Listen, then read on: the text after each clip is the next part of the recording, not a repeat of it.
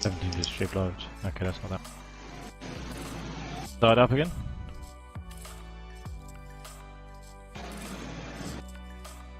I think no, it's not come through yet.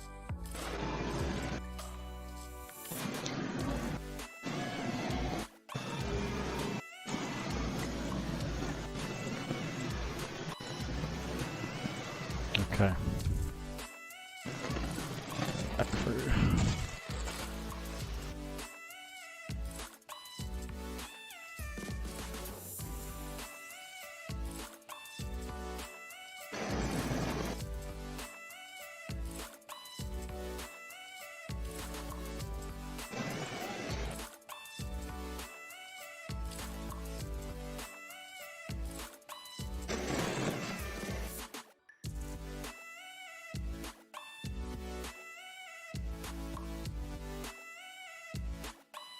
Reposted a new one up, so don't change it again.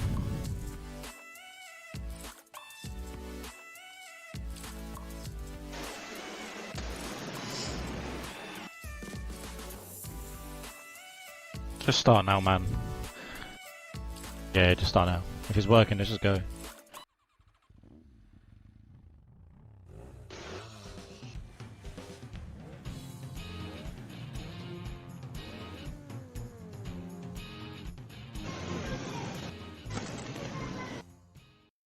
Hello once again and welcome to the Heads Up podcast. I am your host DxT Hobo, and joined me as always we do have the lovely Gaz and the beautiful Nevo, aka Ferret and Evo. Sorry about earlier before, we had some typical OBS issues that just sort of crashed out on us. But yeah, we are back now, it's all good. But guys, how are we all doing today? Yeah, all good. How's everybody? Yeah, not too bad. How about you, Herbo? Yeah, not too bad, mate. Obviously, better now. We're back on air, we're all sorted. But yeah, I just winds me up because 1 minute OBS works fine. We test it all before we go live. It works fine. The minute you press that go live button, then it all just hits the fan. Nothing works anymore, so it doesn't make no fucking sense. But there we go. So we've had a bit of obviously a bit of a gap for our last podcast. Obviously, I was working as well during this whole week. I've been away. We've all had a little busy periods during this last few weeks, and now we're moving the podcast to Wednesdays instead now because I work at Tottenham, so most of our games are on Thursdays because we're in this UEFA Conference League. So yeah, so it makes more sense to do this on a Wednesday. But we've had a lot of things coming up. Not all, some good, mostly bad. But yeah, so what do you guys want to kick us off with? Shall we start? Shall we just start with F1? Yeah, we can do, yeah. Yeah, start with F1. So it's obviously, Start with F1. for those who don't know, it's just been confirmed that the Japanese Grand Prix will not be going ahead anymore. Guys, what are your feelings about that? Obviously, most of it's come down to Tokyo, I believe, the past Olympics. Somebody after Yeah, I mean, to be honest, I mean, I don't know. The Japanese Grand Prix, to kind of watch, it's never really been that bad. But like with most of the tracks, I'm not. The only one I was really bothered by was Canada, but I like Canada as a track. I don't really like Japan as a track, so it's very different, I would say. I'm not too fussed by it. It just depends what they can replace it with. I like you mentioned earlier, I don't really want to see like another double header or something, unless it's a really sick track. I can be like, okay, I can get behind that as a double header, but other than that, I can't say overly bothered by it.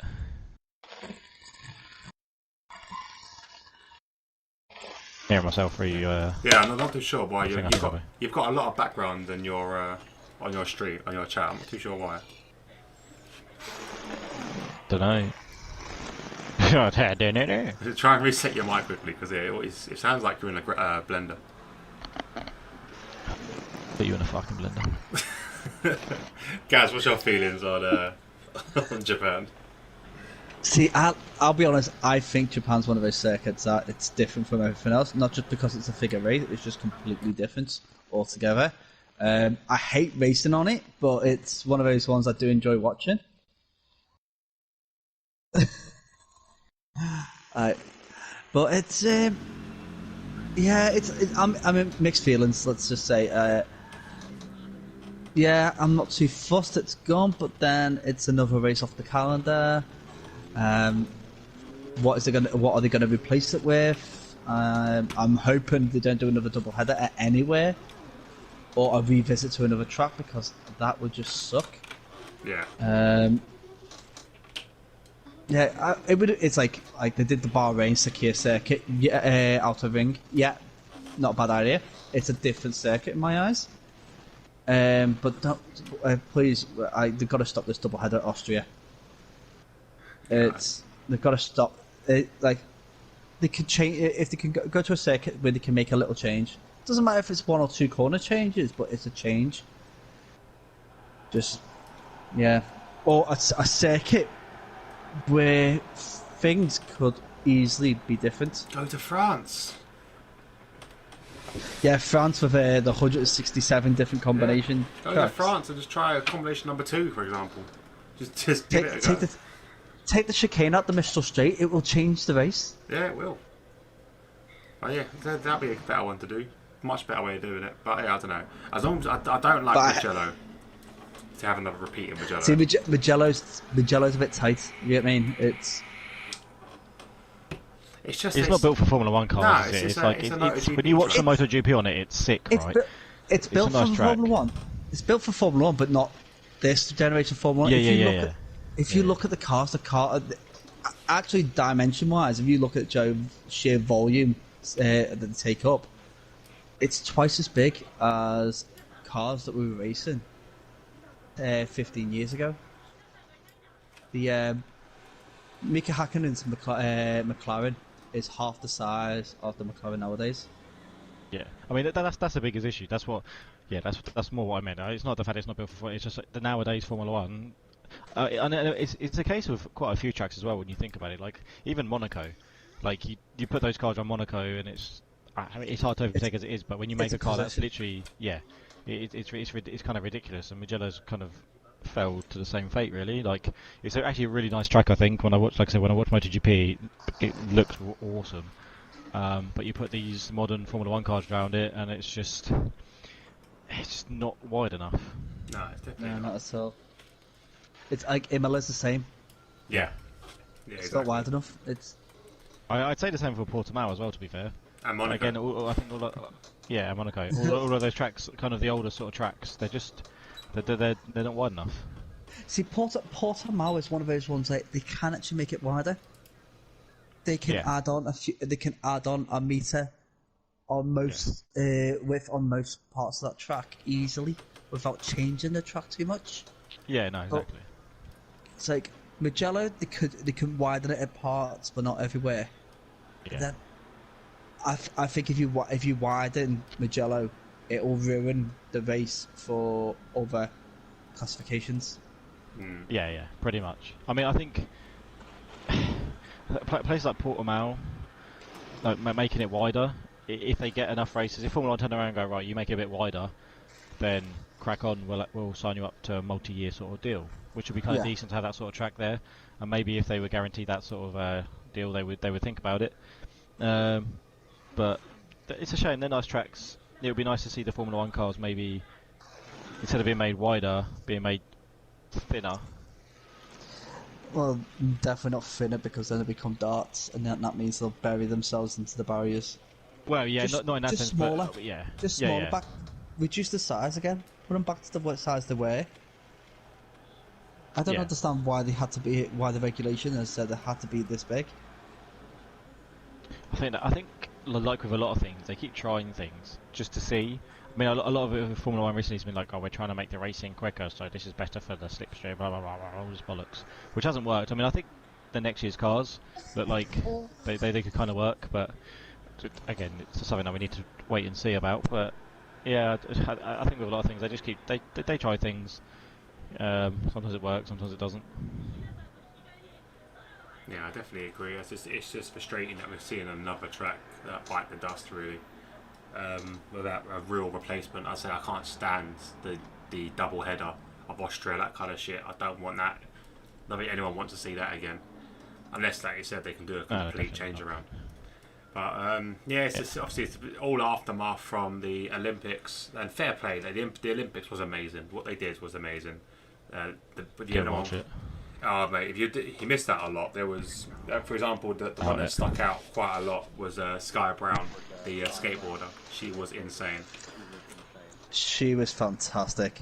Yeah. Youngest medalist. Yeah. But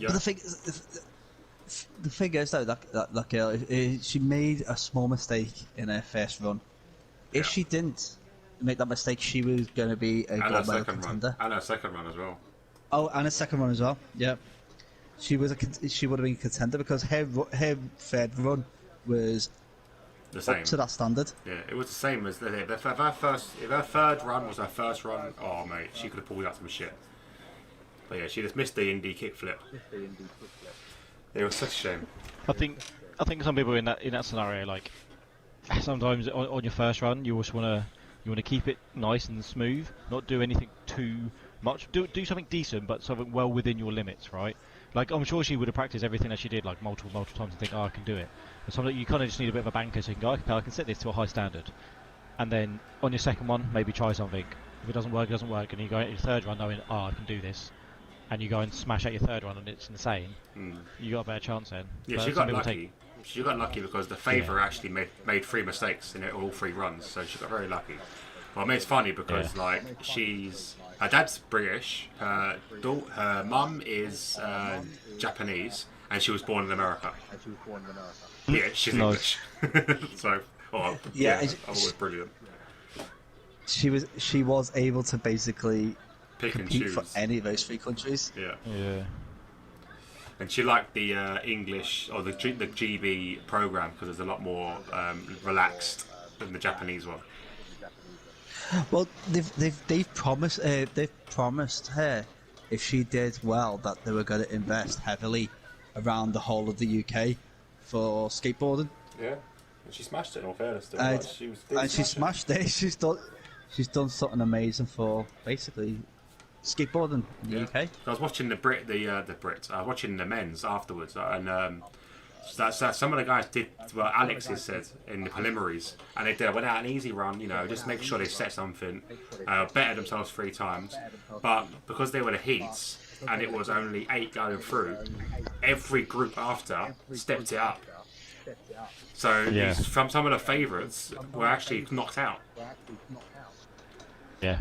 I mean, obviously, there is too conservative as well. You've got to go out there, do something well within your limits that you still know is going to be solid, but something that you can still kind of throw in an extra trick here and there or something to better it. But yeah, you can be too conservative and think, okay, this should do, and then everyone thinks, because if you're first out sort of thing, everyone goes, right, okay, I just need to do this to better it sort of thing. You gotta kind of be clever with it. But there's a lot of I was a shame not to see the GB football team.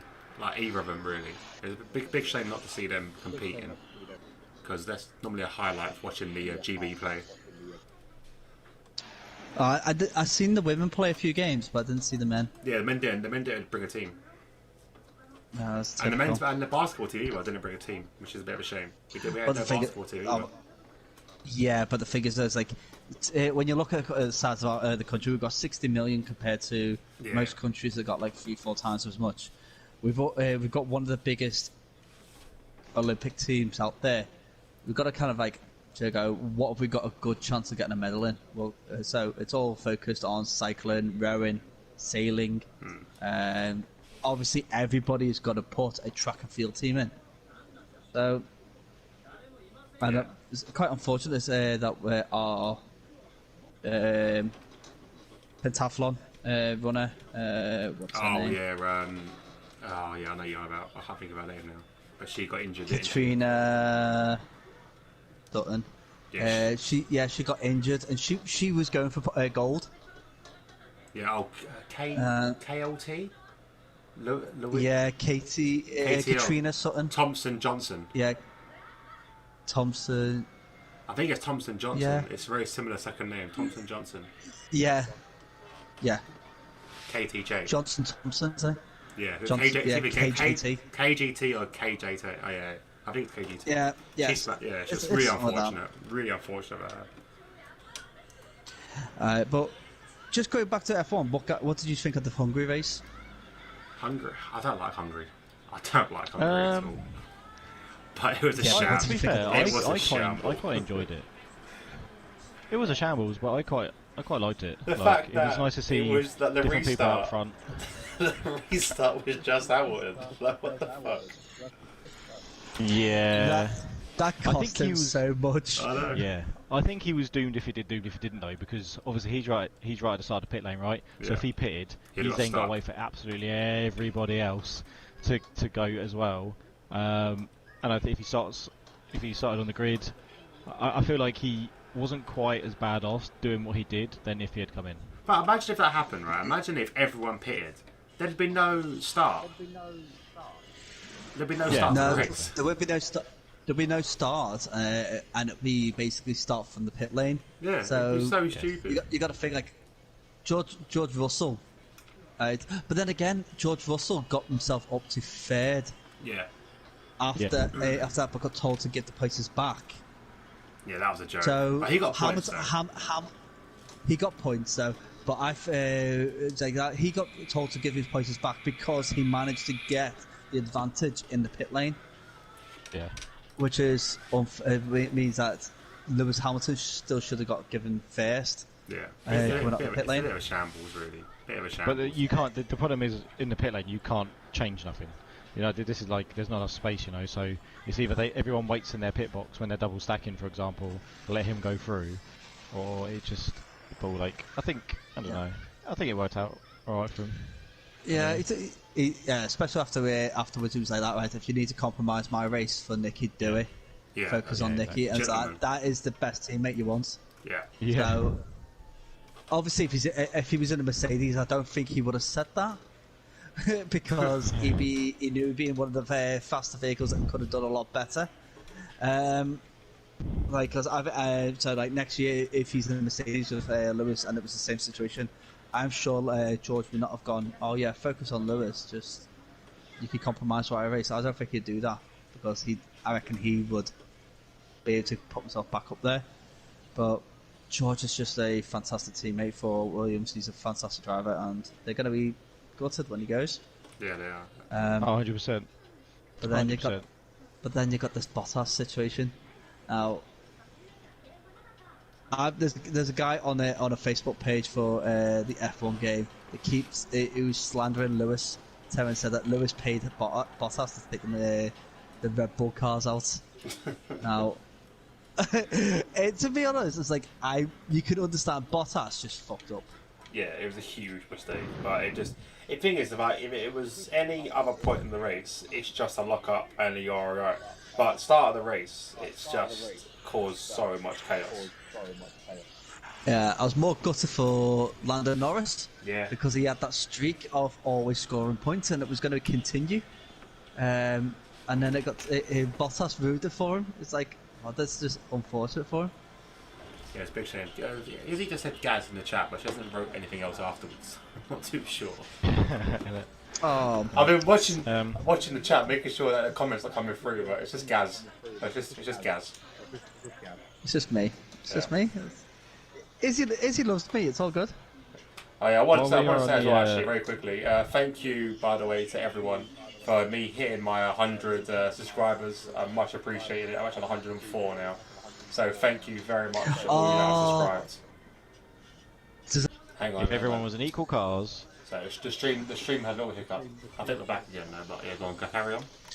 Right. yeah. Equal So- cars. Who would come first? No, the equal order. cars equal cars and literally from 1 to 20. Who do you think will come first, all the way down to last? Oh. Like literally, like the whole list. So list all 20 in the order that you think. If everyone was in equal cars, so basically, you're saying how good you think a driver is, basically. That's the thing of it. But yeah, if everyone is in equal cars, who do you think would obviously come first, all the way down to last? So basically, you're saying exactly what the power ranking should be. Then. Well, I mean, it's just who's in equal cars. Who do you think would win the championship? Well, and, or the whole standing? Yeah. Yeah, that's what the power rankings thing is all about, but it's always wrong. Yeah. I mean, because I feel like I don't know. I just feel like there are some races out there where you think, oh, you know, if everyone in equal cars, it would be very different. And I think there's some drivers which have come on leaps and bounds over the last year and a half to 2 years. So yeah, if everyone is in equal cars, who do you think where would everyone come? I think most people are going to have the exact same 20th place, right? I can guarantee you there's one thing that will be the same across the board. So Max, who you? Oh, you think Max as well? I would say. Yeah, innit? But yeah, so I mean, don't say it now. We can do it later on. Obviously, do it. Just have a little think while you're doing it. Have a little think of mine. I might go back over it. Just I need to think of like drivers' there's some names that as are well. tough. I've got drivers' names. Yeah, it's hard to remember all of them. I mean, there's some things where I think maybe, but like, I try to just do it. So I've got my 20, but yeah, by all means, we'll just do it later.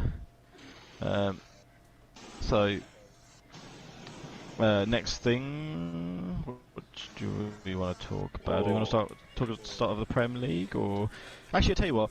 While we're at this, I want to say anyone who races completely no assists, and that's obviously no racing line, obviously no traction control, no ABS, everything off. I think you can, and even manual gears. I think you can have manual suggested, but I'm not 100% sure on that point. But anyone who races completely no assist, no racing line, no nothing. Rapid Pixel Racing, which is a league that myself and Hobo commentate on Monday nights. They're looking for a few extra drivers just to fill up the ranks. They usually got between kind of, well, it's been between like 15 to like 16 sort of drivers. They need a few more to fill it up. So if you can race on a Monday night, and obviously you're completely a no assist user, then by all means feel free to message myself in Discord, and I can give you a link into the Discord channel. Just because it's a good league, and it'd be nice to get some extra people going, just to fill up the ranks. And obviously you've got myself and Hobo commentating, and maybe Gaz every time he might jump in, so well worth the watch anyway, obviously. Yeah. And also, then we're on the topic, also professional commentators. what? Professional commentators. Yeah, you officially get paid now, don't you? Yeah. No, that's irrelevant. But and then also in terms of IER, anyone who's watching who races, I just want to say, make sure you check the attendance sheet. Like I mean, I myself am terrible at doing attendance, right? But I still end up ticking it. Even on the last day, it still gets ticked. But just make sure that you're ticking it, otherwise the races aren't going to go ahead, man. Like, we've already lost like Tuesday's one gone and Wednesdays because not enough people signed up to like click the attendance. It's not that hard to do. You can look at least once a week. Just tick it so the race is going to get underway again. Thierry, Speedy, AD, Ken, Izzy, probably missing out a few people as well. But they work hard. They've worked very, very hard to kind of complete the takeover, get it all done. It's obviously, so it's not too hard just to take the attendance. Like, people can get like a bit annoyed by it, but at the end of the day, I can understand the people that signed up are going to be annoyed by it. But you know what? It's the other race's fault. If you turn up to a league and you want to race, just click the attendance so you know. Yeah. And then hopefully it will start either from this weekend with the nationals. Hopefully enough people tick it, or from next week we'll be actually able to get racing in the regionals to get it underway with people actually taking attendance. Yeah, completely agree. Completely agree on that one. And then do we move over? I think we've covered Formula One enough now. Well, we've got to mention wanna... about Vettel as well. The last little thing. Yeah. Vettel getting disqualified for not having enough fuel. Oh, that was a joke. Yes. That was such a joke. I'm all for rules being rules, but then again, it's like getting disqualified for that. Why can't it just give the guy a fine? Yeah. It's not like they can't. Rules, but... Yeah, rules are rules, but that's a bit harsh, I would say. It's like, I think it's always been that though, isn't it? Who else did it before? It happened a few years ago, didn't it, to someone else? I can't remember. And then they got disqualified too. It's just the go-to thing, man. If you don't have enough fuel to test, that's it. But then I heard Aston Martin, Optimizer said that there was actually more fuel in the car. But obviously, if you can't siphon it out, then it's a different story. but I just think it's one of those rules that the penalty for that rule is so severe. Yeah. It really can ruin a whole weekend. Yeah. It's not a deal, and it kind of sucks because Seb raced really well the whole race, and then to find out that, like, it's pretty crap. Yeah, it's a massive kick in the teeth. It's so shit. Alright, I've got my 20. I got my 20. Have you got Mate, I've not even got halfway through it yet. No, I'll it's do- fine. There's I'll do- no rush. Just we'll. Should I do No, mine we'll 20? do it later. I'll do it later. Alright, cool. No, we'll do it later. We'll all do ours later. There's no need to do it right now. We'll all do ours Yeah, later. let's There's no do it rush. near the end. Yeah, that's why I Alright, wanted sweet. to do it like at the start so everyone could. Because I mean, the thing is, like, I'm looking at mine thinking, do I want to switch some people? Like, I probably won't because I don't want to think about it too much. I've But moved some around already. Now I've listed them. I've moved some around already. yeah, see, I mean, I don't really. I feel like I could move a few people around, but I want to try and stick to it because if I start moving one person around, then I'll think about another person and another Yeah. person, and end up moving it like all completely. But it's kind of what I'm going for. There's probably a few kind of close calls maybe, but yeah. And the only other thing I suppose with Formula One is tea time. The TTFL league Oh, yeah, started up last week. It did. Relatively successful, good turnout on both sides. Yeah, a bit of a scary yeah, I moment mean- though, because obviously we had connection issues throughout both sides as well. We were a bit too worried that we're going to be cancelling. That's just the game, man. The game was a bit yeah, the shit, game. yeah. The game lobbies are shocking. They really are shocking. Like, it doesn't matter. It doesn't even really matter who hosts or anything like that. You get into the lobby and then you can just have issues. Some people can't join, or there's even a thing where if you open it up to friends and like someone who's in the lobby has blocked someone on PlayStation, for example, that person still can't join. It's really fucking weird. Like, it doesn't matter if obviously there's loads of other people. Or obviously the person who's friends with joins it. If someone's blocking him in that lobby, you can't join either. It's really weird. So there's obviously a few issues with the lobby, but we got it underway and it was decent. It was decent. We had, obviously, the Xbox side had a lot of incidents in the first corner. A lot of strange lines being taken by everyone, which caused a bit of havoc. With our league on the PlayStation side, I went out, you went out, Jake went out. I just think for the PlayStation side, it's more down to the personal mistakes rather than incidents that cause a lot of DNFs. From what I saw, from what I could see on the Xbox side, it was a clusterfuck going into turn one. And then you got one guy who thought that it must be colourblind, driving through yellow flags constantly. It's just like, yeah, well done. Just Izzy said- barge your way through. I was speaking to Izzy the other day actually, and she said she's never had an issue with like an online lobby, and she must be like one of the only people because like every single league, I've even heard about it from other leagues as well. Like everyone's had, I don't know what it is. I don't know if you might find yourself when you get into a race, Izzy, if you're hosting or if you're just in there, you might find some issues. I don't know, but like there's been lobby issues for like every single league. Pretty much every single week we've done Rapid Pixel Racing, there's been a lobby issue. TTFL had issue on both sides, and the fact that it's on both sides means it's not just a PSN thing; it's just a game thing. We've had it at the I start don't know of if we've every just been season. lucky or yeah, pretty much. I don't know what is up with it, but it's just really strange. It's really strange. So yeah, we decided to do a shortened season anyway. So like we're only racing 19 races this season, and it should bring us up 20, to wasn't it, 20? No, 19. I think it's just up till Christmas. 19. And then we're going to finish our season this year. So that's pretty good for us. That was the plan, wasn't it? Yeah. So luckily enough, that's kind of worked out for us. But fingers crossed, the game will obviously get better with time. But yeah, it's just a shame that we've got to do a shortened season because Codemasters can't get their shit together. I mean, it's annoying, but it like you said, the way we worked it out definitely worked out best. That way we can finish this year, have the break, and then like maybe a week after the break, start getting onto it for the next season, and try not to have too long a bigger gap in between the next season. And then the next season there should be all the tracks. We can start that next season, and hopefully it'll take us up to just before the next game will come out. So that'd be really cool. Whose mic's making that noise? I don't know. I'm dreading to think it's mine. It sounds like staticky, noisy sort of thing. Everyone Is it Is it sounds mine? like a dog. Did it stop when I did this? It's my mic.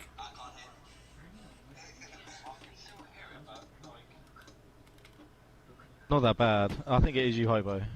Oh, I'll put. Is it okay now? Oh, I can't hear it much. No, it's not as loud, I would say. Yeah, I'm not sure. It's this shit going wrong. It's I think it's like background noise. When you're quiet, it happens. When you're talking, it's like alright. Yeah, I'm getting it for you as well. So when I hear you guys talking, it's coming through. Fair enough. Oh well. So I think that covers F1, right? So do we talk about Sean Lock now? Yeah. Yeah, let's talk about Sean Lock. So I am proper gutted when I heard the news about Sean Lock. He is one of the funniest comedians And clever I've as ever well. watched in my life. He's like, I don't know, man. He's just, the good thing I like about he's like just himself. He just seems like a normal guy, like a normal lad.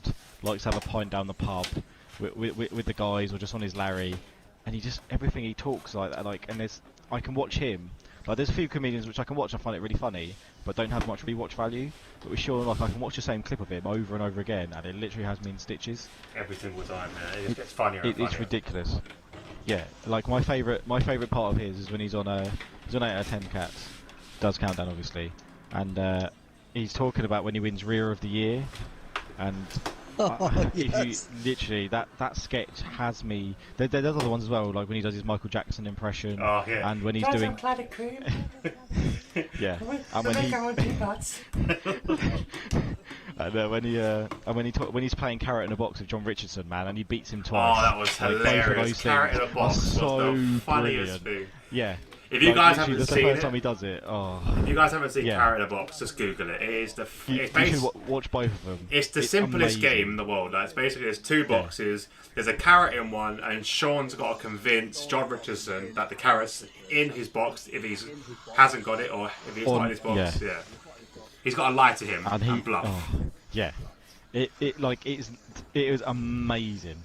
But even some of the things he comes out with, man, like when Rachel Riley was when she put on like this like Viking horns and the beard. Oh, the ski and, thing. she was like, yeah, she's like, this is just to be hidden, I'm just being myself. And he goes, oh, that's a tough wank, isn't it? He just blurts stuff out like that. Yeah, that's a difficult wank. And he just blurts out that, man, like literally the stuff done. But the Rear of the Year thing is, that is the thing that literally tickles me every single time. And he's just like, when I won Rear of the Year, he's like, oh, no, sorry, not Bum of the Year, no, that's different. It's Rear of the Year. He goes, and he's like, I want to beat Fern Cotton, and he talks about coming up against Diego Maradona in the finals. And he goes, he bent over and he set the sprinklers off. I'm literally creasing.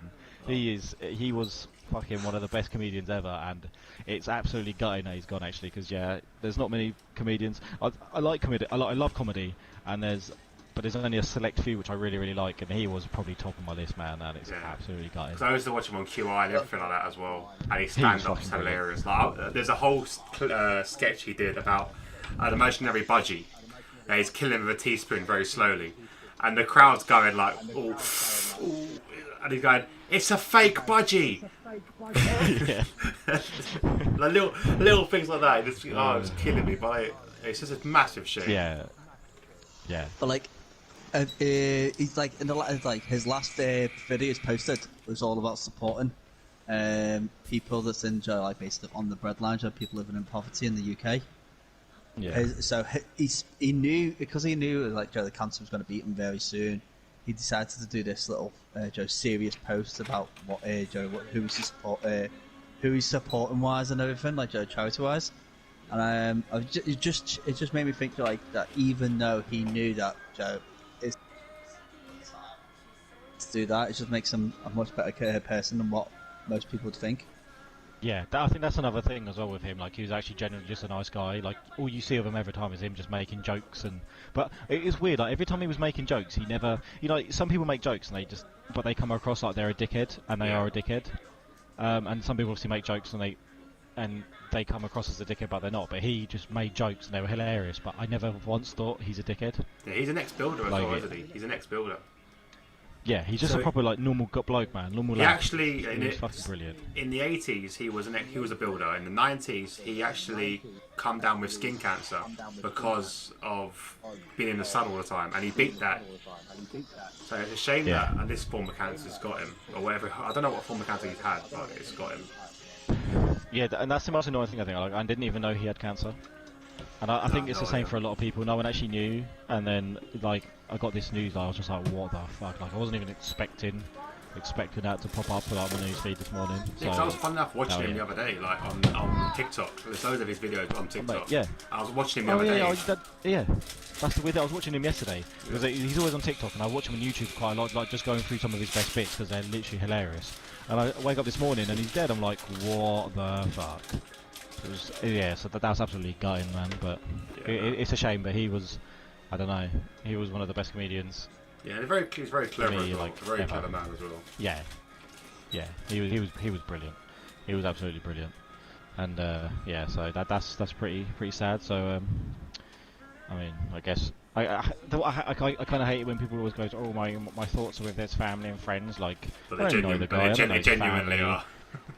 You know what I mean. But generally, like this time, then yeah, like my thoughts were with his family and his friends because yeah, he seemed like a proper chap. Yeah, no, it's a shame. So I'm hoping that they will that they actually fulfil his will and throw his ashes in Piers Morgan's face. That would be hilarious.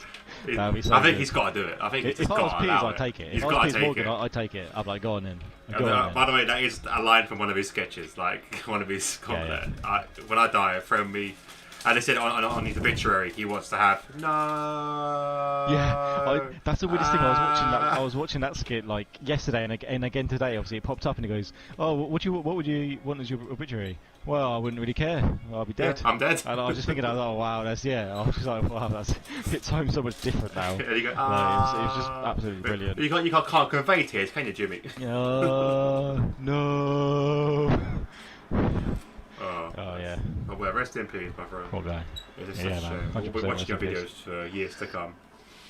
And 100%, I'm hopefully yeah. 8 out of 10 cats carry on the tradition of carrot in the box in your honour. Yeah, I reckon John will probably play again. Now he can't lose. Yeah. Well, he thinks he won't lose. He thinks he won't But lose Jo- now. Yeah, because it was brilliant the first time how he done it, and the second time when It was he even does better. it, I was It was like, even better. yeah, yeah, because it's easy to beat someone first time, really, right? It's quite easy. Like Spoiler the first alert. time you're playing something like Spoiler that, alert. it's quite easy. Yeah. I don't care, man. Like, it's easy to kind of do it for the first time, but the second time, like, it's so much harder, and you think the person's clocked you, and the way he does it is absolutely brilliant. That's going to be some hard Absolutely shoes to fill, though, as well. Like, who's going to replace I him don't as the think you captain?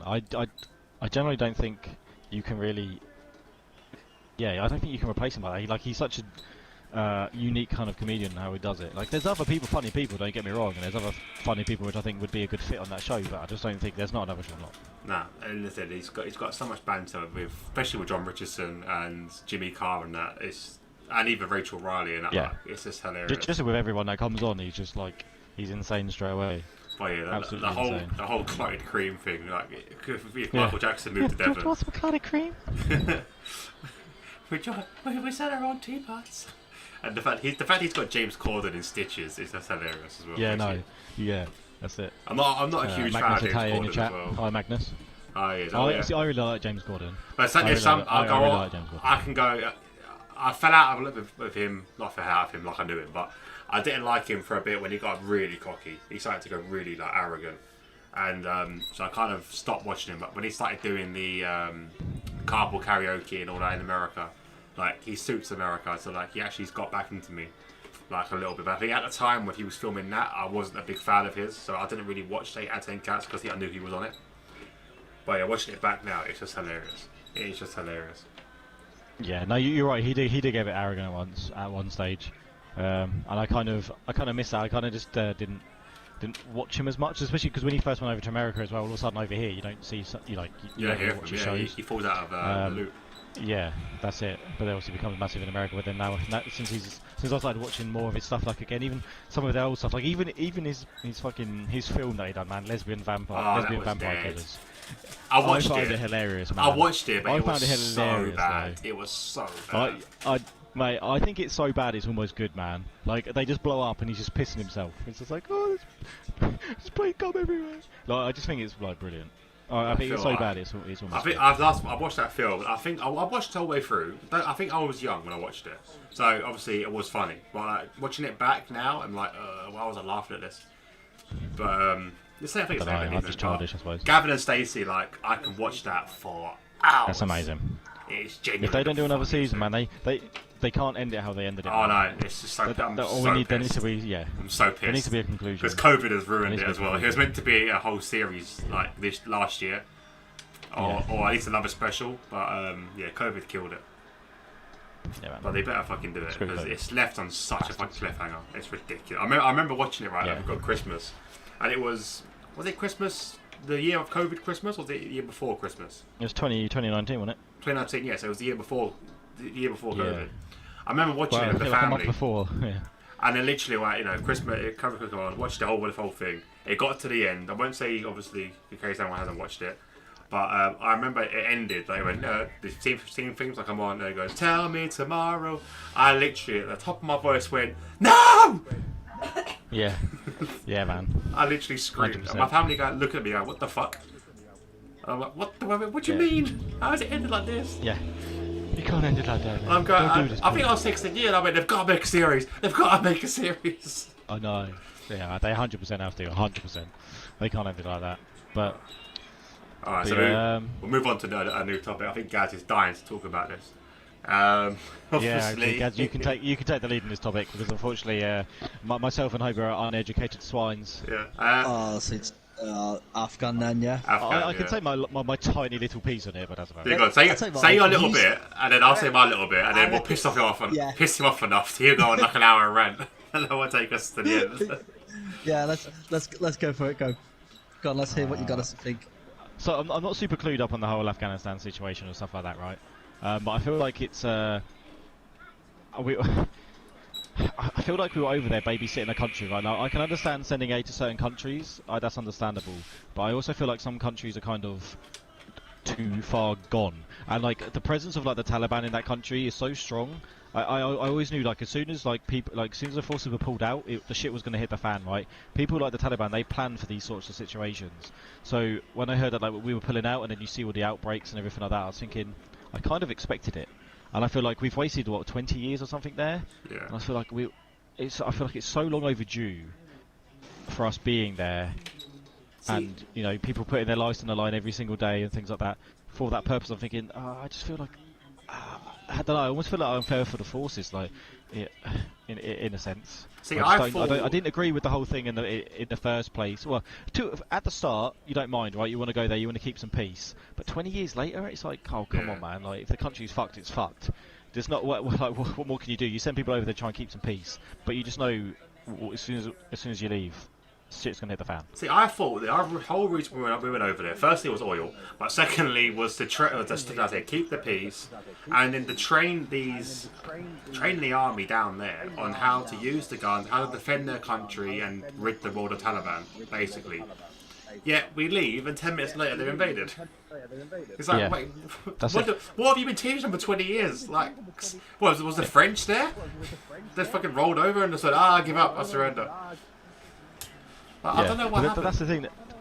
That's the thing I see. Like people like the Taliban, they're not. They don't just give up, right? They don't just go, "Oh, you know what? The army's here now. We'll just stop." No, they sit there. They plan. They do little bits here and there to let people know that they're still there, and then waiting for this moment because eventually they always know, right, that you're not going to keep people over there, or someone's going to make the decision to leave, and that's what's happened. And now look at them. Like they've just gone, right, now's our time, boys.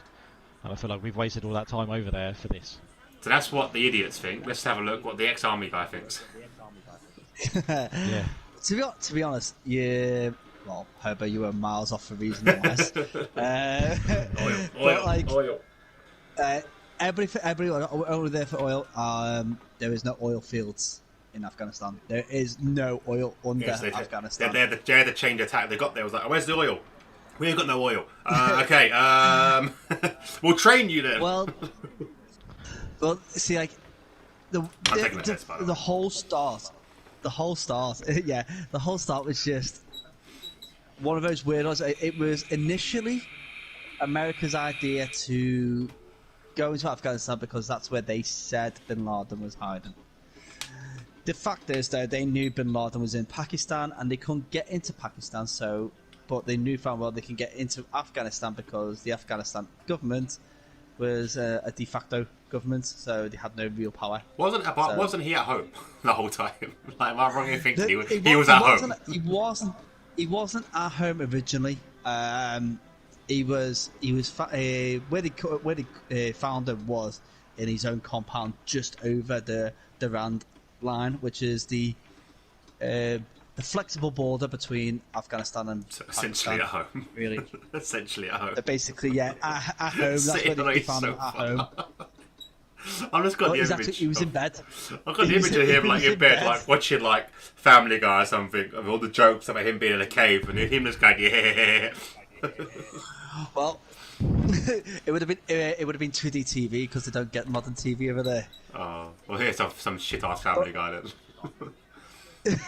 But the thing is, it's like the whole thing was all about. The original was to get Bin Laden, get Al Qaeda out of Afghanistan, and establish a sustainable government with a sustainable security force for Afghanistan. Before you carry on, hang on. I thought the show he was watching was the Taliban rip-off of Family Guy called Taliban Man. Lucky Taliban there's Man. a Taliban man. Oh my goodness. Anyway, carry on. Yeah, so it's like, so anybody who knows me, I was in the force for 6 years and spent quite a long time over there. So yeah, we lost so many guys, spent trillions of pounds over there. For it to go back to exactly the way it was, just minus Al Qaeda. Yeah, it's just a new So- regime now, and that's the annoying thing. Well, it's not a new regime. It's the same old regime that we changed from. So got rid of them and established a new government for them. Gave them a new security force, which half of them were Taliban anyway. Every Taliban member was in Afghan prisons and not in Guantanamo Bay like people thought they were. It was just like, it was just a clusterfuck. Now, what winds me up the most about this is that this is something that I actually put down in a report was going to happen back in 2011. When I worked in intelligence at ITEM, I said the situation in Afghanistan is as soon as we pull out, it's going to go back the way it was. I actually even predicted it'd be in Taliban control within a week, which it was. And Somewhere, that just someone's pissed going me to off. dig a report, and then fucking you're going to be questioned like fuck. Yeah, I sat there. And I was How like, did you know? I was like, it's like, how did you know? It's like, but the thing is, it's simple as you think. Oh, right, yeah, they're gonna sit there, wait it out, hold their forces back, realizing that like they're the US and the British are leaving soon, so we'll wait until they're about to go. As soon as the last American plane leaves, that's it. That's exactly what happened. I can American left, and imagine that was it. like the pilot of the American plane just flying past and thinking, yeah, we've done a good job, and then like underneath just seeing tanks and shit and going, oh fuck. Just explosions left, right, and centre. Like right behind, like he's looked like you can see like the plane flying away in the distance, like from the front. The two pilots in the front all happy in that, and the behind just seeing.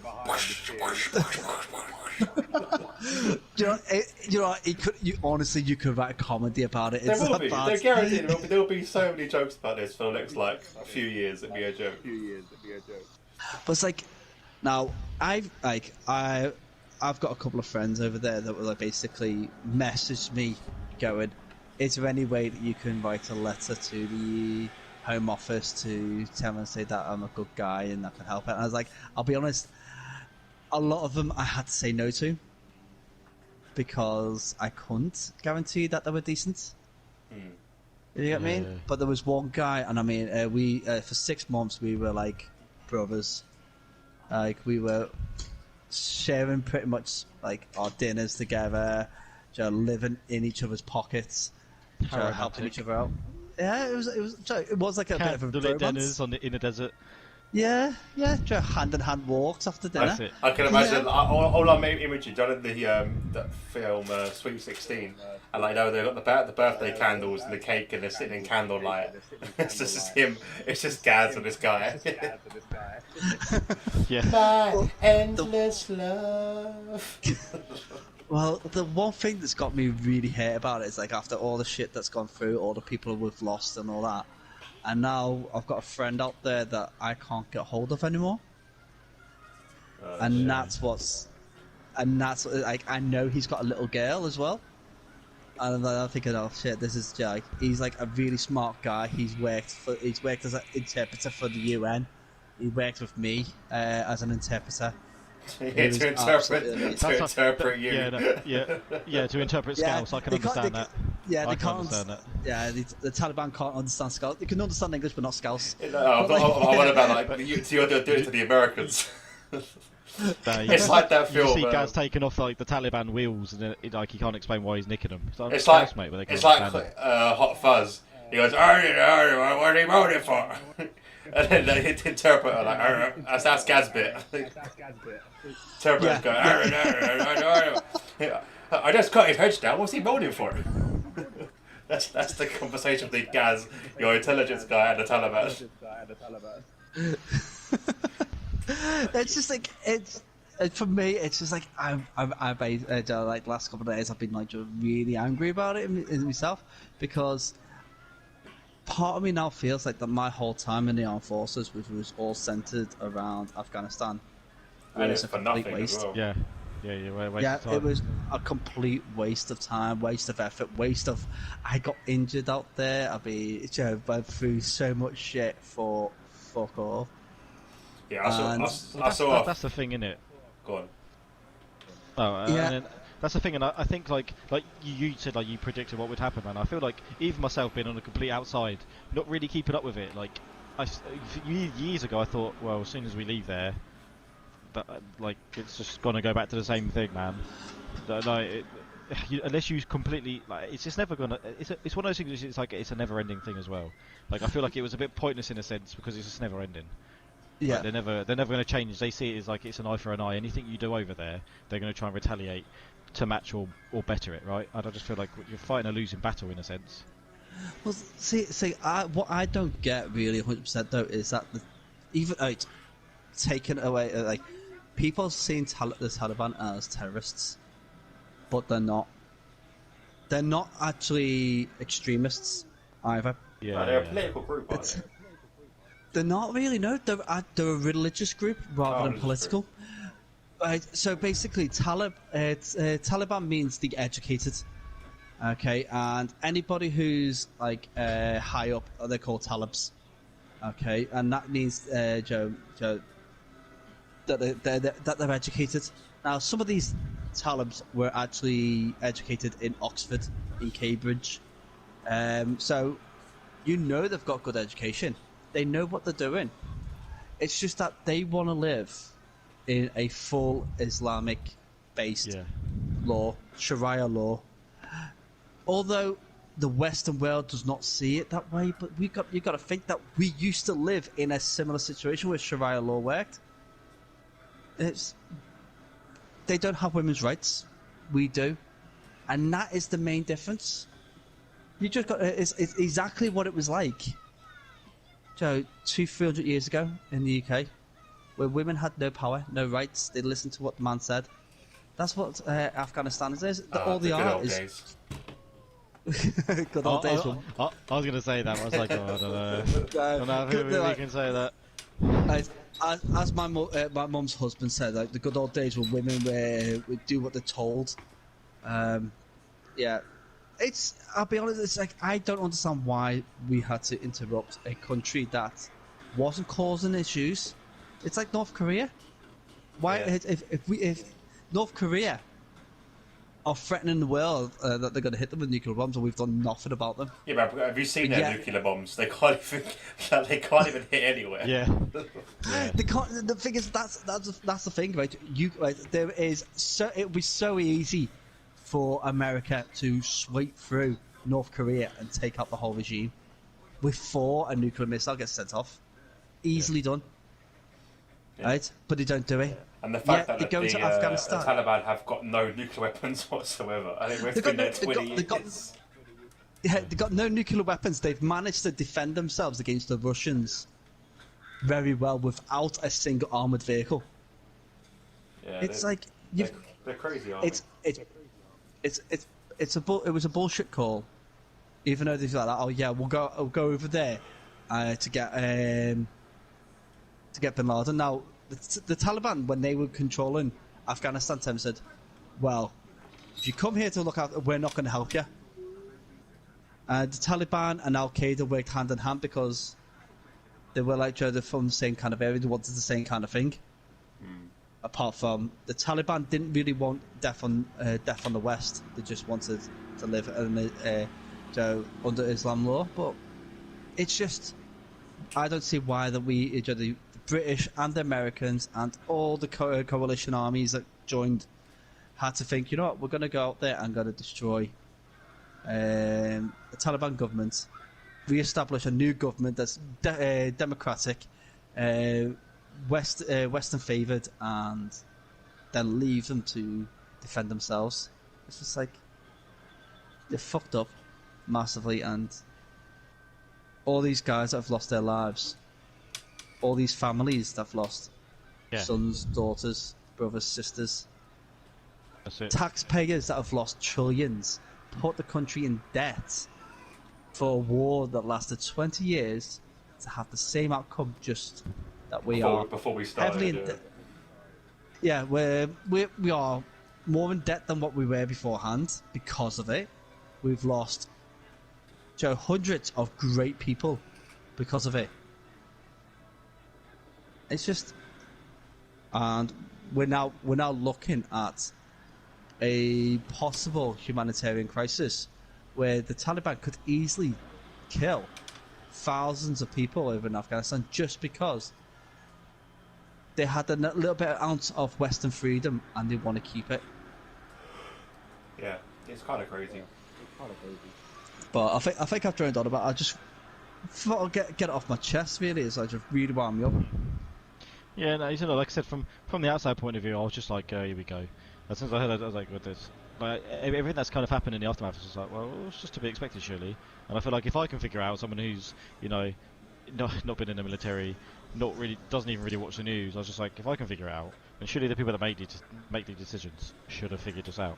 Like, I was just like, this just seems fucking. I mean, I felt it was a bit stupid doing it in the first place. I was like, being there for 20 years and put out, I was like, just like you mentioned, like so many people's lives have been wasted in a sense for not a serious purpose. Like with that country, if the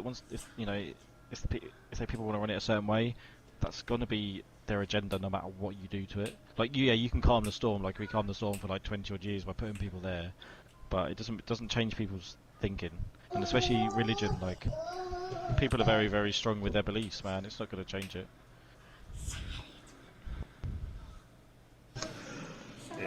Sorry guys, I just almost burst out laughing on down the mic then. Why? Oh, no, I'm sorry to interrupt like that. So I don't know. Toby is watching Minions. Yeah. He just got to the end. He's decided to stand up on the floor and copy the Minions at the end. Oh, fair enough. What a lad. Sorry guys. No, yeah, we'll put a line underneath that anyway. That's enough Taliban talk for one day. That's it. Yeah. What do we have left? Obviously, have you guys got your 20 drivers? I have. Oh, we've got. Yes. Okay, so Okay, back with it. wrap And up- then wrap do we up want to this. talk about? Well, do you want to talk about the football, or do you want to leave it? Ooh. Well, nothing's really happened in the football. Obviously, Arsenal lost their first game. Arsenal got beat. Yes. Arsenal was such a United whack, absolutely smashed Leeds. Yeah, yeah, United looked good, man. Tottenham beat City. Yeah, that's such a good point. That I was actually expecting it though. Like City start off like every season so slow. Like they just don't start well for some reason. They get into the groove, but they always I feel like they're always so bad. At Well, the no, start. they have not scored a Spurs, goal I at was our new stadium. We played them five times. Yeah, and they haven't scored once. and the fact that obviously they were away, like I was just like, I was expecting Tottenham to win, to be honest. It's just City's first game away. Obviously, we Yeah. were talking about kits earlier. What are you thinking of the new Tottenham away kit? Oh god, I ain't seen it. You're not seeing it? Google it quickly. Google it quickly. It is. I won't put any thought in your head. But go on. Guys, have you seen the Tottenham away kit? I'm just about to have a little look now. Yeah, I'll let one of these guys do that. Yeah, so. Oh wait, is that the tie-dye one? Yeah, like the back- oil yeah. slick. Yeah. Always. I really like that one. I have seen that one actually. Yeah, no, I really like that.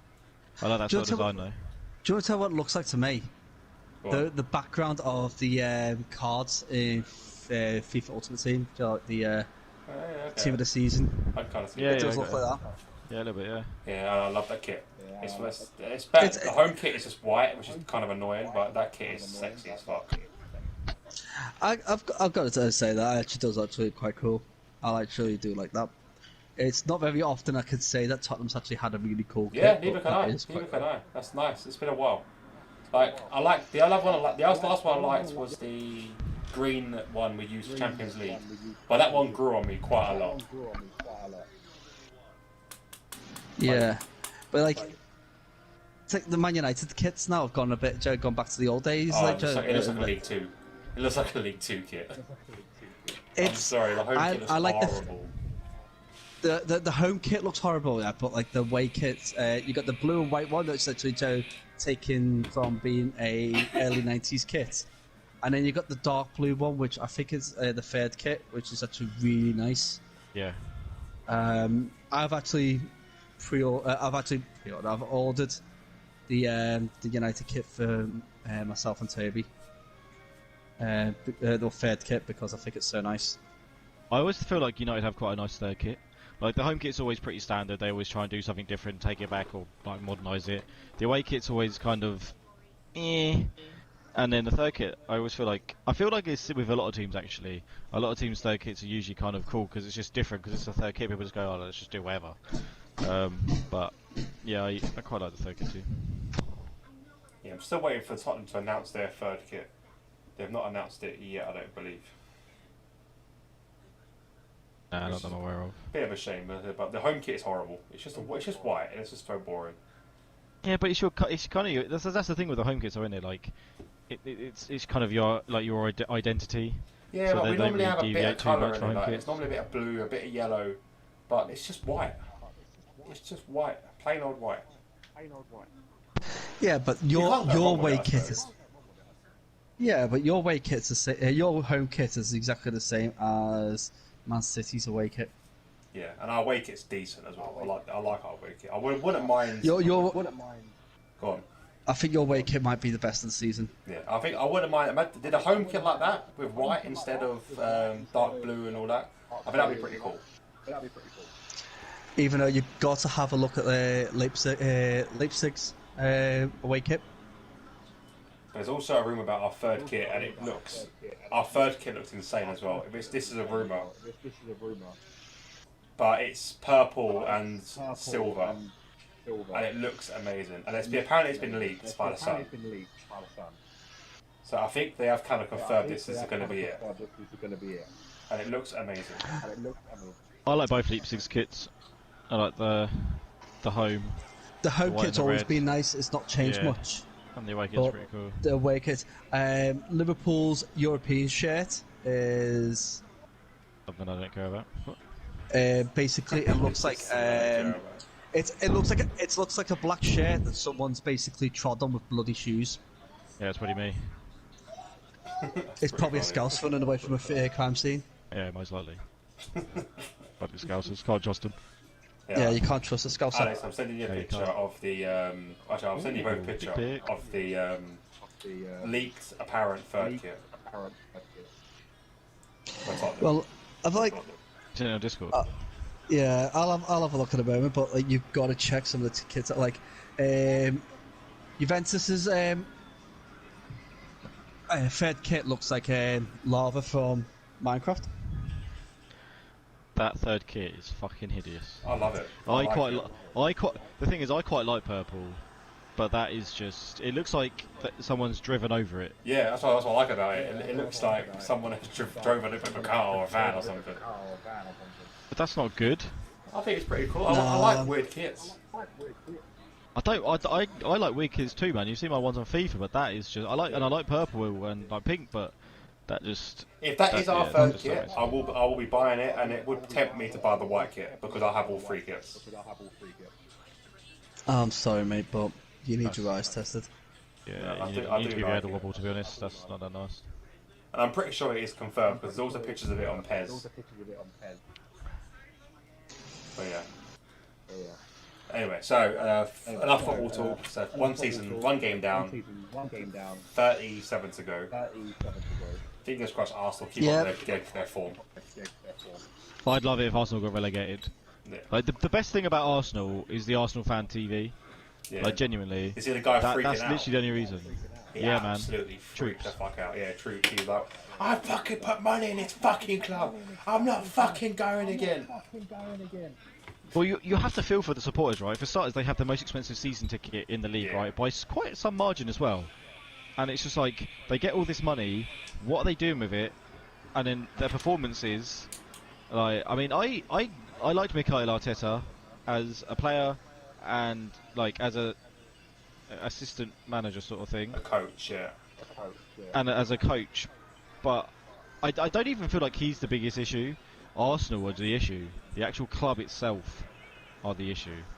Like, they were falling apart under Arsene Wenger, and Nothing's changed. and yeah, and then they brought in Emery, who's actually a fairly decent coach. Nothing changed, and then now they've got Arteta in, but they've still got like the same shit players, really. Yeah, it's kind of ridiculous, really. But And I feel like they can't really attract many decent ones either. Like, they got Aubameyang, but has he really done much since he's been there? Not that much. And You got Lacazette in. Lacazette was doing well, and then he's gone downhill. yeah. because He they're wants- finishing he behind wants ours. Tottenham. That's saying something. And West Ham last season. Yeah, it's like Arsenal needs to be sitting there. They've got to be the best London club. For the money that they've got, they've meant to be the best London club. Yeah. They're too tight, aren't they? That's the owners are too tight. So tight, it's unbelievable. This is why. See, they wasn't asked. Were they asked to do? They was asked for the Euro League, weren't they? They was asked for Super Euro. I don't know if Arsenal were, you know. I think they were. I think it was free. It was the three Northern clubs and the three London clubs. I think it was Tottenham, Chelsea, and Arsenal. What's that? That for the Super League. It was.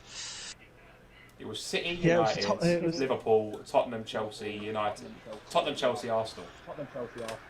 Yeah. Yeah, because we was wondering why Arsenal and Tottenham were in there. Yeah, we was.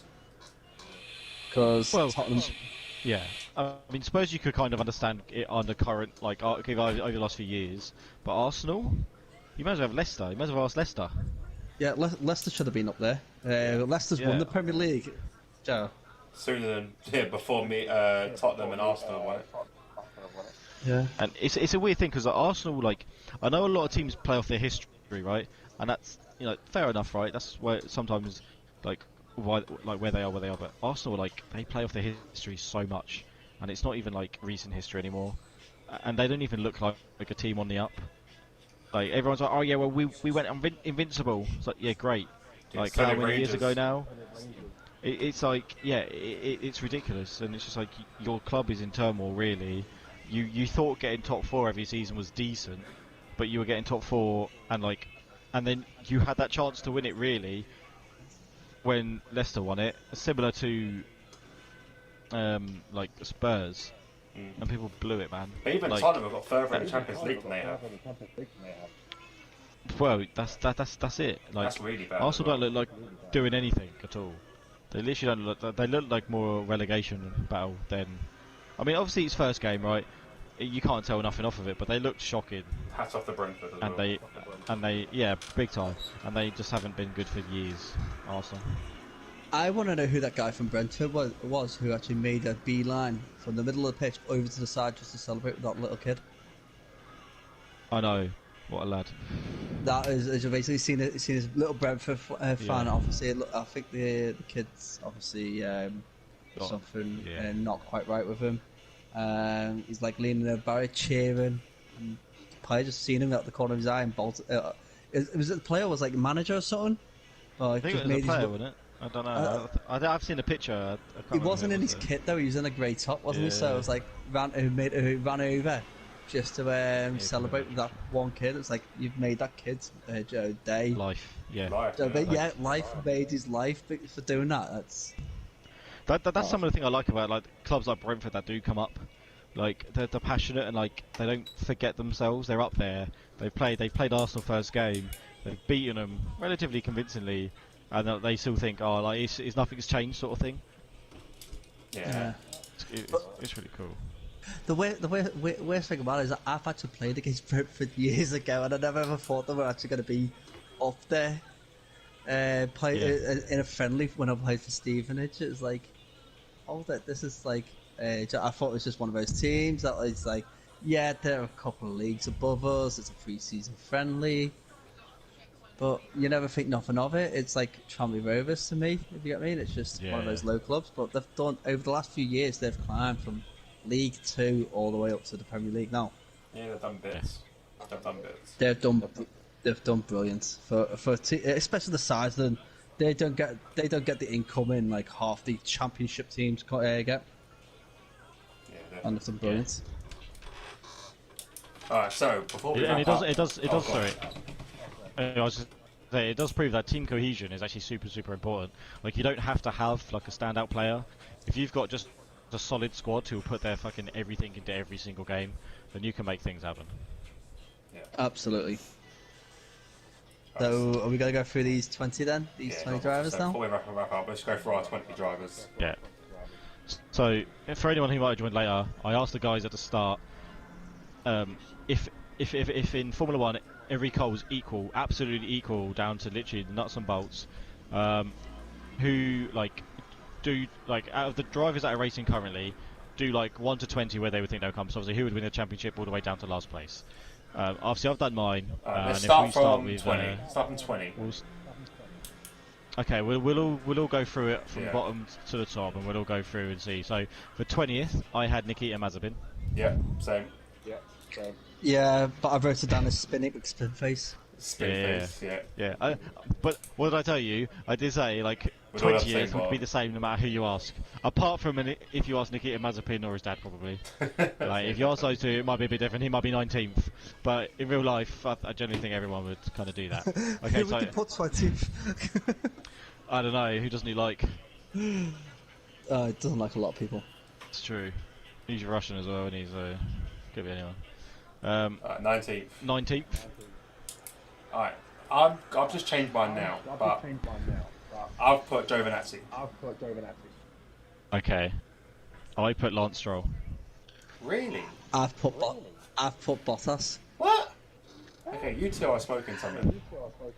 Right. Okay. Giovinazzi. I don't think Giovinazzi is as bad as. This is the thing. This is why it's an opinion. I think Giovinazzi's actually done all right in the Alpha. See, I'm in two minds about him because. Alright, I tell you what, I'm gonna stick to my guns originally. I said Latifi. In 19th originally. But I mean, obviously, people know about my hatred for Lance Stroll, but I generally don't think Lance Stroll is that good at all. I think he's improved. I think he has improved since he joined. I think he's got. I don't think he's gone anywhere. I think he had kind of an okay season, but you've got to remember, Racing Point last year had a really bloody good car. Yeah, but he's still. Yeah. And he was still there and thereabouts, beating his teammate. So you've got to kind of give him credit for it. He wasn't. Nah, but he didn't really everyone can have I mean, Maldonado won a fucking Formula 1 race. Everyone can have a few decent races. I just don't think. I just don't think he's that good.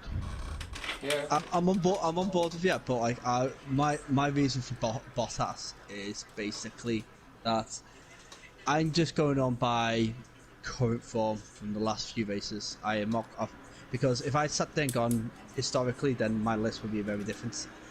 But recently, this season, Bottas is just showing that he's careless. He's not in it. His mind's not in the right place.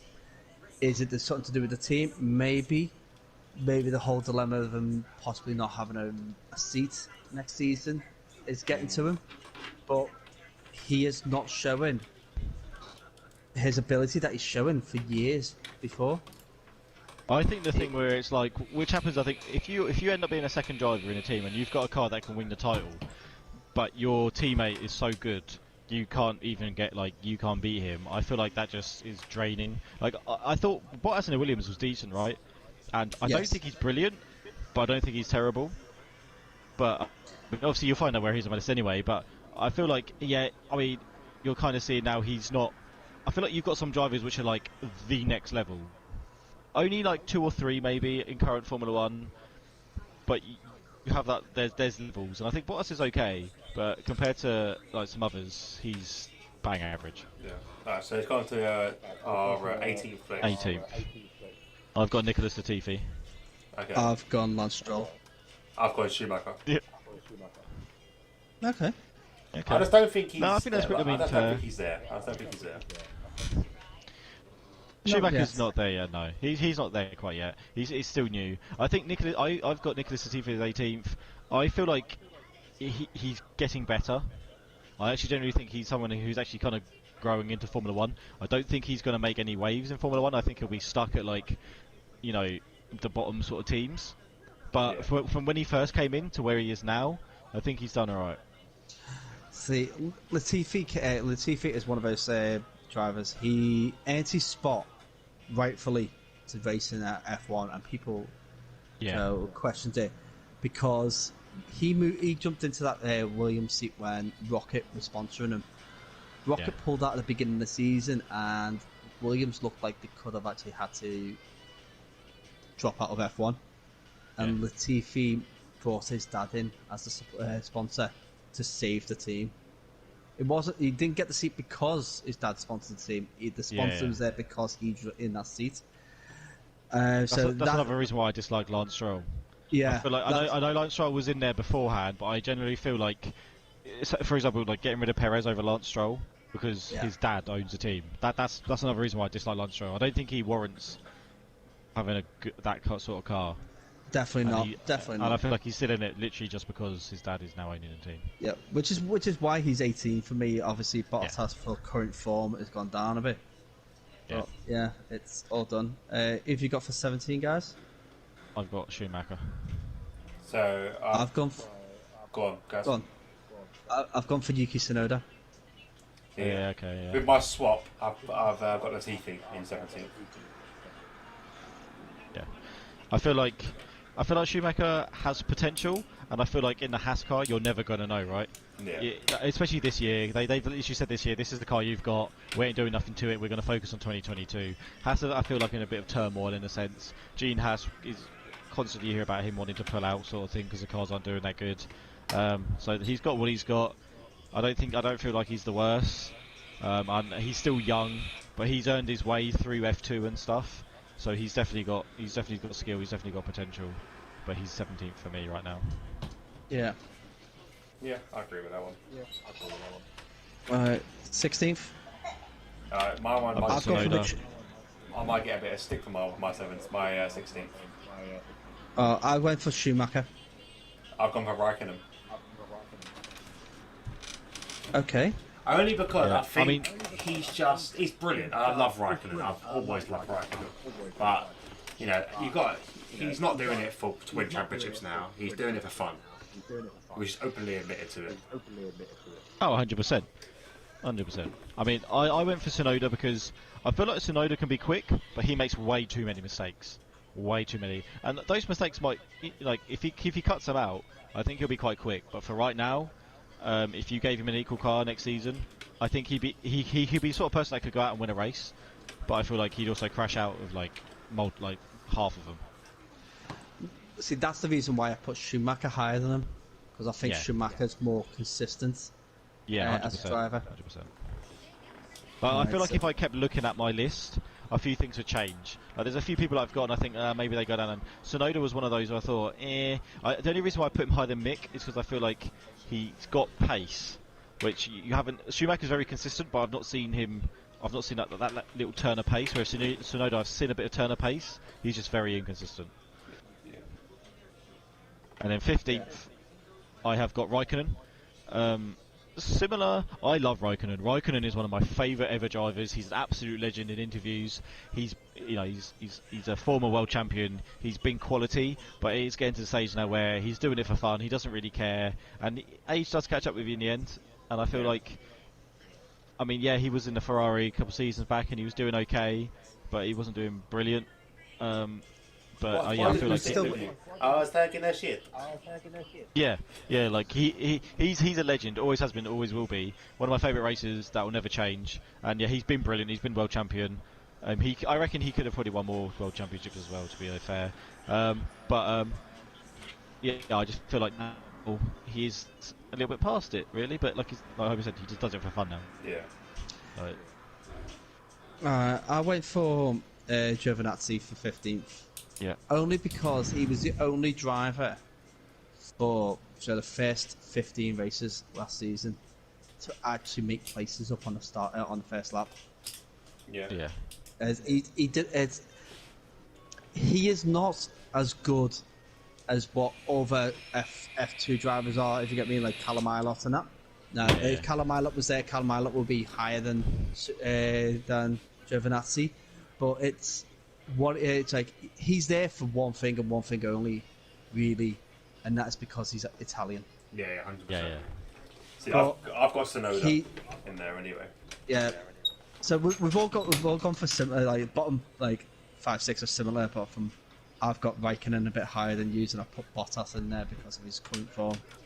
Yeah. Yeah, I mean, I think a lot of it will be kind of similar, and it will come down to personal preference or how you thought about the question. But I think every kind of name we said, other than Bottas, like every kind of name we said has been the same person, just in a different sort of order. Yeah. Was it 14 now we're on? Yeah, 14th. I've got Alonso. Okay. Oh. I just don't. Okay. Same sort of reasons as Raikkonen, really. Like, he's not the same 100%. driver he used to be. And he never will be. He took a year off. He never will be. But yeah, that's I mean, my I've got him a little bit higher. I still feel like he's got some skill, but yeah, he's similar. He's not. He is a sort of a similar ilk of Raikkonen, really. Like he's not the best as he would, but I think we saw in Hungary like the prowess he still has. Fair enough, that can be helped by the track as well, right? Like it's quite a hard track to overtake on, and you can use your defensive things, and like there's only like 2 places you can really overtake. So And I also it's a lot easier, I would say. His but time at McLaren actually hindered him more than helped him. 100%. Yeah. 100%. Oh yeah, when they were going down, definitely. Yeah. Because that's it. Because Zach Brown. Yeah. Yeah. He was so idolizing Alonso. Like wherever he said goes. And it was like, you're ruining your fucking team. Yeah. I mean, I've got Fernando Alonso a bit higher, but again, I think he was the main person who I thought I'd probably put a little bit too high. But Who have you got for 14th? I got Giovinazzi. So I went for Perez. Ooh. Okay. Alright, now Perez, right? Yeah, he's a race winner, but both races, Mercedes fucked themselves out of it. Yeah. I kind of see. I can So think of that one. Right, Yeah, it's that like, makes sense, so he's never really won a race in my eyes. He's gifted a race, so no one can come back at me going, oh, but he's won races. Yeah, but so has many of the other people that Virgil would put down. But he's not consistent. Yeah. And when you're not consistent and you're going against drivers who are consistent in the same car, they're going to be beating you time in, time out. All the drivers above Perez right now, I reckon, are more consistent. A lot of them have got a better ability. If he was consistent, he'd be up 3 or 4 places. Yeah. But he won't be anywhere near top 5 in my eyes ever. Yeah, no, I can agree with that. I mean, I've got him obviously in a different position, but I'll say my piece of it when we get there. course. But I mean, I had Giovinazzi as 14 because I think he has come on a little bit. I mean, I agree with you completely. He's in that car because he's Italian. Like, Yeah. there's Yeah. no kind of doubt about that. And when he first came in, I thought he was pretty terrible. And I feel like he's got a little. I mean, it's kind of a hard one. Like, has Kimi got worse, which is making him look better? Is it also a slight possibility? But I don't think he's as bad as some other people. I mean, I'd maybe drop him behind a couple, but I feel like he's not top tier, but he's doing okay. He's doing okay for what the car can do. He's not really outperforming it though. Yeah, he's one of those drivers that there's only going to be a couple of drivers like Callum Ilott that I would put in the car above him, but he's still doing better than a few other F1 drivers are. Yeah, he's doing all right. He's doing his thing. Alright, so 13th. Who have you got for 13th? I have Bottas. Ooh. Okay. Gaz? I've got Latifi. Oh, okay, I got Stroll. yeah. See, okay, I've gone for Latifi because personally I think this season, he's so much better. Now, yeah, you could tell me say, oh well, the Haas is not even approved, but then again, you've got to think Williams is still rated as the bottom car. Yeah. It's because yes, they've got the Mercedes power and they've got the Mercedes gearbox. Doesn't really change much that the aerodynamics of that car is still bad. It has got the worst aero package on the grid. And what they've done with that car, Latifi's always pushing to get Q2. Yeah. So so it's like you got to think like he's got to be top 15 if that's the case. So I've got him there as 13th. Yeah, no, I mean, like I said, Latifi has come on a leaps and bounds. I think he's done really well this season. And if we were talking maybe next year, he might have been higher up on my list. I just don't feel like I've seen enough of him yet. Yeah. Especially with the Williams, like Gaz says, the car is wank. To be fair, but I feel like both of them are outperforming it. Yes, I got Stroll because Yeah. I don't agree with his method of getting in F1, and I've hated him when he started. But I do think over the past few seasons, he's improved quite a lot, and he deserves his place really. Fair enough. I mean, I got Bottas at 13th because I feel like in the Williams he done well, and you've seen him in a car that can win a championship, and he struggled still. Like, it wasn't even a case of like it was him and Hamilton pulling away loads. Like, yeah, he was close-ish, and he has his moments where some tracks which obviously suit him, and he kind of does okay. But I feel like if anyone else was in that car, I mean, everyone that like above him, and maybe even a couple of people below him that I've got on the list, would do a better job in the current car that he's got. Yeah. Alright, so 12th. I have Ocon. I have Ocon. I have Alonso. Okay. Yeah. Okay. For me, I after what we've seen in Hungary, he's kind of gone up on my. I don't like him. I've never liked Alonso. Yeah, same to be honest. So, if it was down personal preference, he would be down near the bottom. But yeah, it's one of those things now. Like the first few races, he was nursing that injury from that bike accident he had, so we never seen his true potential. Hungary, he showed everybody what you can do, and I think in a few races to come, he will still do that. Not quite up there, top 10, but definitely worth being watched. If you get me. So, yeah. If you asked us this question, we should do again at the end of the season.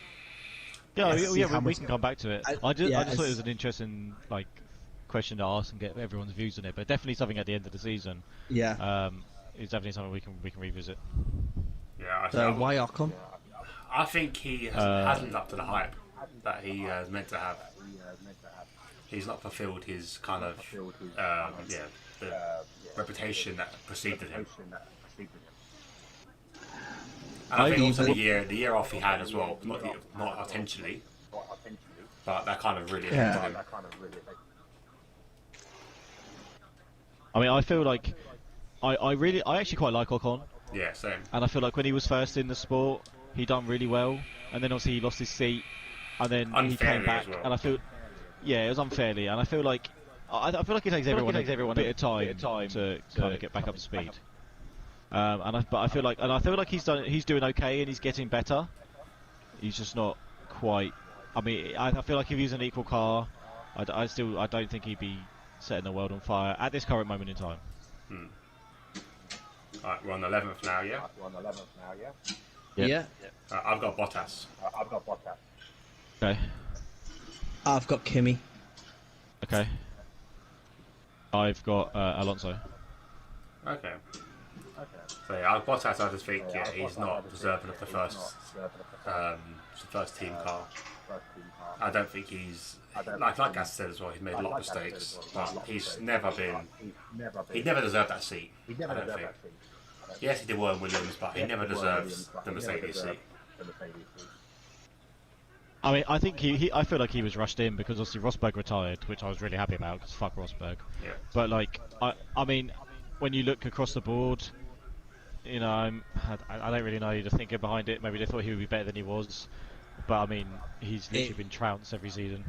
there is a thing that like they think that Susie Wolf had something to do with it because at that Oh, same yeah. time Susie left Williams Yeah, yeah.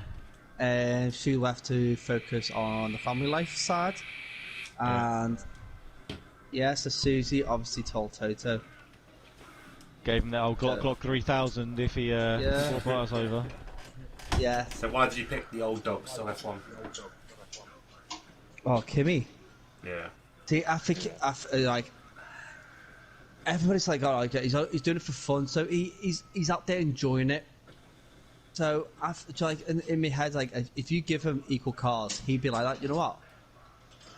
I've got a car that's exactly the same as everybody else's. I'm going to show them exactly what an old dog can do. If you get me? Because he showed the world what he could do with, last season at Portimao in a very bad Alfa Romeo.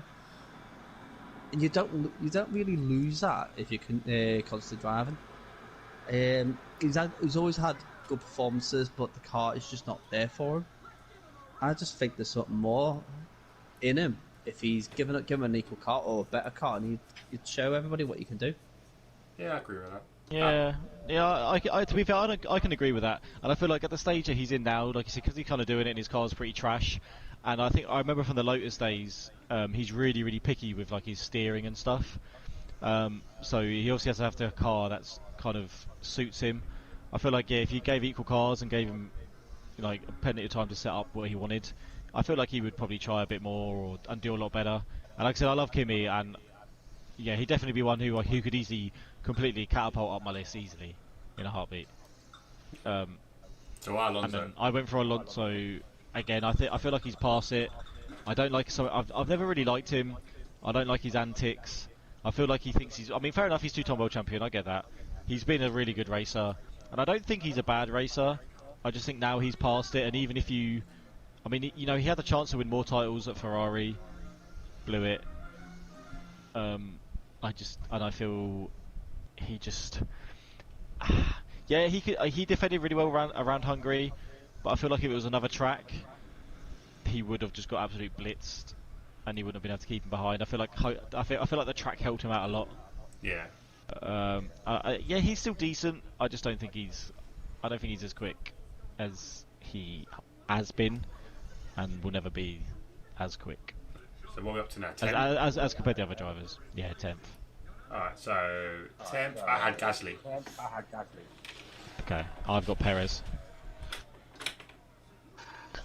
I'll be honest, I was struggling between 9th and 10th, but I've gone for Gasly myself. Yeah. Yeah. I mean, Gasly's a similar boat to how I think of Ocon. He's the difference is he's had the chance in the top car, and he could hack it. And for whatever reason that is, pressure or whatever, and I think he's just not going to be in that top car ever. And I think if I was him, I would leave Red Bull. Yeah. That's I've seen similar thinking. He needs to go across. Now in my head I'm thinking, right, now there's other teams up there that are battling up there for the top three, 4 slots.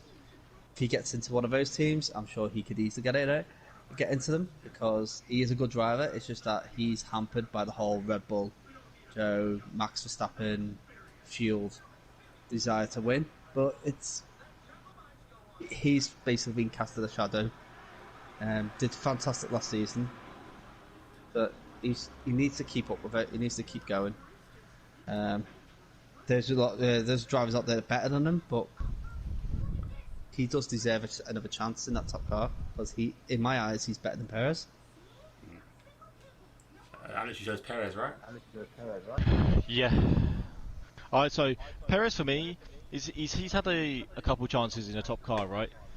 And I feel like he's a great person to have like in a midfield car who have the opportunities to who do different strategies. Like he's always been amazing at going long on tyres and things like that. and it works out in like a midfield team who can try different things. But I feel like in the top car, like I love Perez as well. I think he's brilliant. I just feel like in terms of actual speed, I think he's. I don't know. I feel he can be good in a race. He struggles in qualifying, and when you're in a top team, you can't really fall back on it like, oh well, you know what, I look after tyres well. We can one stop this, and I'll maybe get some places. It's like no, because for that, when you're in a top car, you're in one of the top 4 places, right? Like you can't play around like that, like he has done beforehand. And like he had it in McLaren, didn't do that well. I know he's in Red Bull. One thing I will say is the Red Bull second driver seat is a fucking curse. Like Yeah. I can't imagine people. Like Perez had no option, right? He was losing his seat. For him, yeah, 100% snap that up. But I don't feel like any driver would want to be in that second Red Bull seat anytime soon. Anytime soon at all. Unless you're a new driver getting in and they go, oh, do you want to come? Because like that, you can't ever do good enough. Like to be fair, Perez hasn't had that bad a season. Like he's helped them. Like they're challenging for the constructors because he's actually also he's doing well. But I just feel like you can never impress anyone in that second seat. What they want is someone that's always going to come second to Max Verstappen. Yeah, Or and like where Max they want Verstappen someone is that being can right drive Max's style as well. Yeah, this is the thing. Like they obviously build the car around Max, right? I mean, Max is a good racer. There's no denying that. But they build a car around him because they think he's his best shot, right? Fair enough, that's fine. But then you can't keep judging. I mean, they have had some crappy second drivers, like Albon. I never rated. I didn't think he was worth it. He was never that decent. But they don't give people enough time either at the same. Like, I mean, fair enough. They gave Albon a couple seasons. Yeah, Pierre Gasly, Gasly they didn't give got enough nothing. time. Yeah, he got like no time. And Perez, it's his first season. There was with them. someone else as well. They I just think swapped he's doing Kvyat. okay.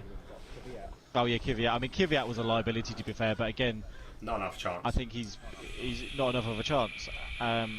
I think Perez is good if you're in like a midfield team or like trying to break into like those top three teams, like third and fourth. He's brilliant for that.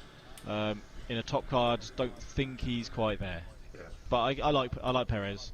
But I just think if in equal cars, I think there's plenty of people that would best him. See, this is why I put him as ninth, because I feel exactly the same as you. There's nothing really to add on to that. It's exactly the same. I mean, for ninth place, I went for Gasly, and because for similar things that you and Gaz said, to be fair, Gasly's a good racer, got ruined at Red Bull. He needs to leave the Red Bull program and go do his own thing 100%, because he will get a seat. He is a good driver. He didn't get any time at all in that second car. He's proven how good he can be in that AlphaTauri. And he's got pace. And I think in equal cars he would do alright. I've gone for Danny Rick, Okay.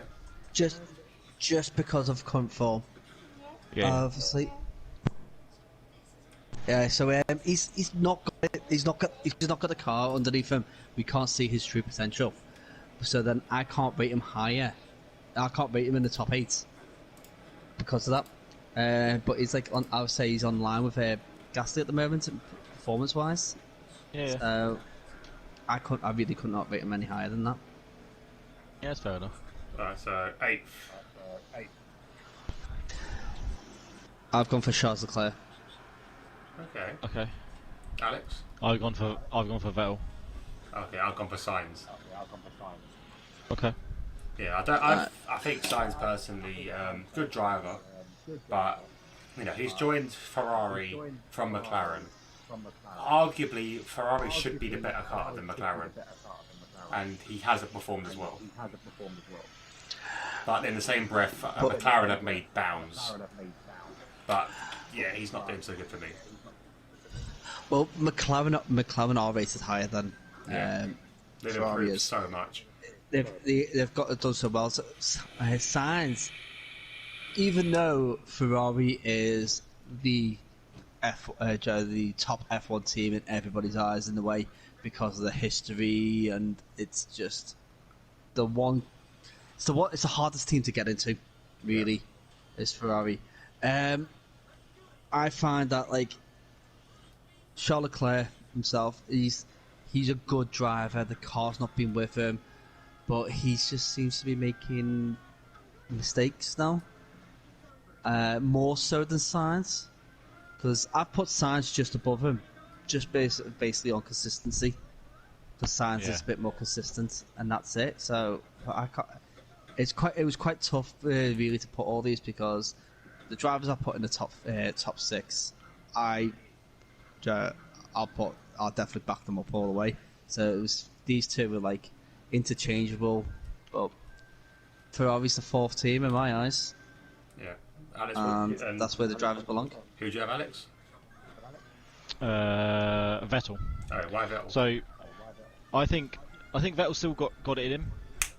I think he's still a good racer, but I think also it was proven in like 2018 when he had the chance when the Ferrari had the better car. He has mistakes in him, and he's almost his own worst enemy in a sense. Like the mistakes he made were kind of purely of his own doing. Obviously, he's won the championship with Red Bull when they had a much better car than other people. But I just don't feel. I feel like he's good. I mean, I used to absolutely despise Vettel as well. Like beforehand, if I had done this, if you had asked me this question maybe 5 years ago, he would have been bottom just because I hate him. Like, and never rated him. I feel like he was hard done by Ferrari, and when you watch like Drive to Survive as well, I feel like you notice it a lot more. But yeah. Yeah, what are we up to now? I feel like he's good, but a little bit past it. Yeah, I see that. We're on seventh now, so I've got, like I said, I've got Sainz. I got Danny Rick. Where we're up to? Seventh. I've got Daniel Ricciardo. Yeah, I've got it. Well, I think with Ricardo, he's getting to that age now where he's now getting losing his prime a little bit. I feel sorry for him because I expected him to win the championship at some point, but it's never going to be. He's always going to be a second driver, I think. I mean, I've got Danny Rick at seventh, and I feel like one I've got him higher than Vettel because when he was with Vettel, he beat Vettel. I feel like he is a very, very good racer. I feel like he's very good at overtaking. I think the issue with him at the moment is he's struggling to get to grips with the McLaren. Yeah. And I think it's similar. Like everyone struggles getting used to the car, and I feel like his pace. You've seen it in glimpses this season. Like he's still there. I don't think he's past it yet. He's just not. I don't really see. I mean, McLaren, to be fair, have come on leaps and bounds, and his move from Alpine to McLaren is kind of justified. I just feel like he needs. Maybe after this season, or maybe even by the end of the season, you'll start seeing it more. He just needs to get used to the car. I feel like in an equal car, and everyone's the same, and everyone's used to it, I feel like he would do all right. Gaz, do you have anything to what you said about science? Well, say I was basically just asking, I don't, I'm not too sure how you, Joe, how you guys got put Danny Rick up to seventh, really, because personally, I thought it was but like Sainz is, for me, the move to Ferrari was a bad one. I think he would have been better at McLaren. battling up there. He would have been better at McLaren, and I think McLaren would have been better with Sainz there. Just thinking about for Sainz, it was his call. His judgment is a little bit off, which is why he's not in the top six. But then he's able to take that Ferrari car and put it up there with the top cars, and he's not been there long. Whereas if you've seen any other Ferrari drivers when they move over, unless you were directly moving from Alfa Romeo, then you struggle. Everybody always struggles moving over to Ferrari unless they come from Alfa Romeo. Yeah, that's true. So that's why I've put Sainz in seventh. Just could have been better if he stayed in McLaren, because he would have shown Joe how good he really is. Okay, so sixth place. I have Sainz. I have Vettel. And I have Leclerc. Yeah.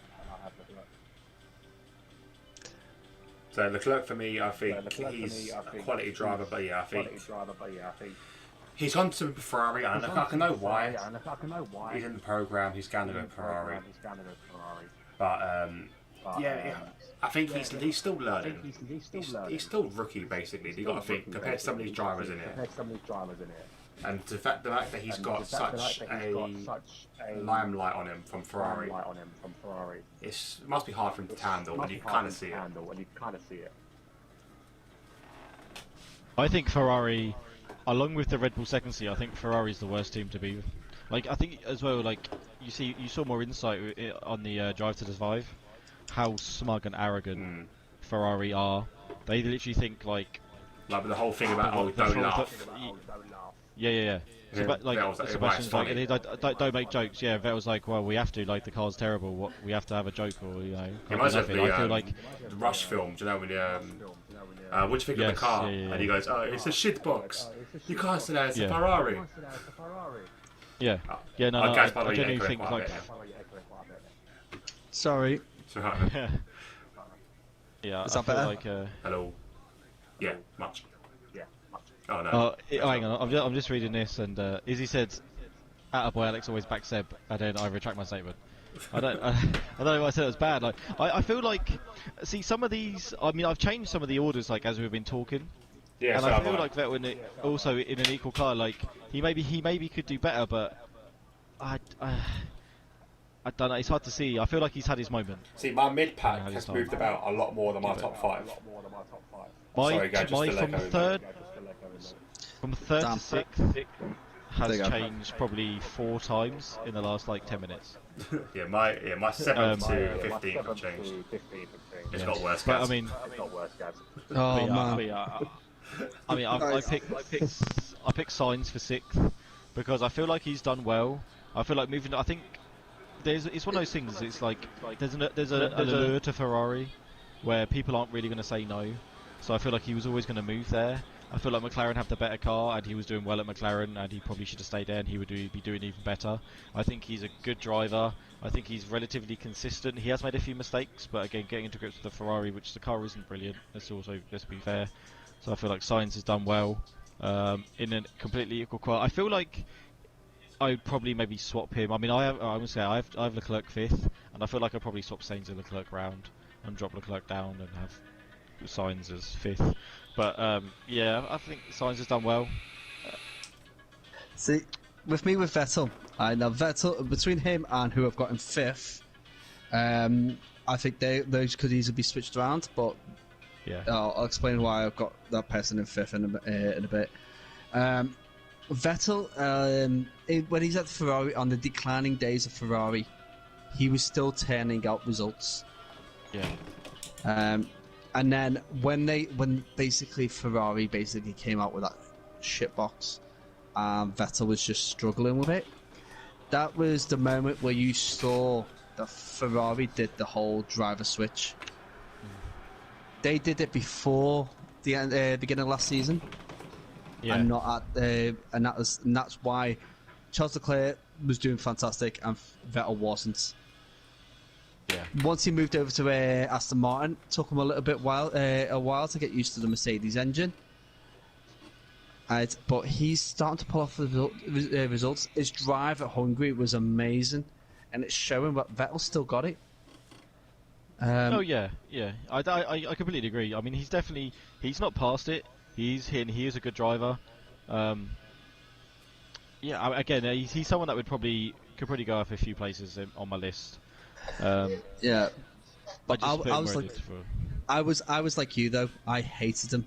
Yeah. When he was in Ferrari, I was like, oh, nah, I don't like it. But I think it's just because it was Ferrari. But then I can't really moan much because I actually quite like both Ferrari drivers now. I like both Ferraris. I hate Ferrari as a team. Yeah. At least, especially when you find out more about him. Like, obviously, I grew up watching Michael Schumacher, loving Ferrari, loving Michael Schumacher, and then I slowly just hated Ferrari. I mean, even when Kimi Raikkonen won the championship, I loved Raikkonen, but hated Ferraris. Yeah. And I hate Ferrari now. But I like Sainz and I like Leclerc. Yeah. So. Alright, 5th place. Fifth place. Gaz just got worse. Gaz just got worse, mate. I swear down, I'm going to stop this in a minute. Just mute Right, until is like, this- it's still... Yeah, okay, that's better. No, okay. 5th. Who do you Is it got for better? 5th? Yeah, much better. I've got Ocon. Oh, okay. Now I know you guys I know you guys dropped him out now. You've got to think, right? For a driver driving what is essentially is a Renault, that Danny Rick, who was working with it for so long, managed to scrape it onto a podium twice, and he's managed to do really well with it this season. He's put that on first. He's won a race with it. He's done fantastic for a young driver that really, should have been cast aside. He's now actually one of those drivers who's up for contention of taking that Mercedes seat from George Russell. Do you not think? I mean, I think Ocon. I actually no. I do rate Ocon, and again, he's someone who could cut up, shoot up the list. But some of it is obviously with Toto Wolff being his manager. I think helps that along. Yeah, I'm not disregarding his talent. He is a good racer. And again, if you had asked me back when he was in his first in an F1, First he would be season, even higher up the list. Yeah, I loved him. Yeah, he would have been up the list straight away. But I mean, I feel like he's done good. I mean, I'd probably put him too low, to be fair. Again, there's a few things. I done my list kind of first and didn't. I've only changed it recently.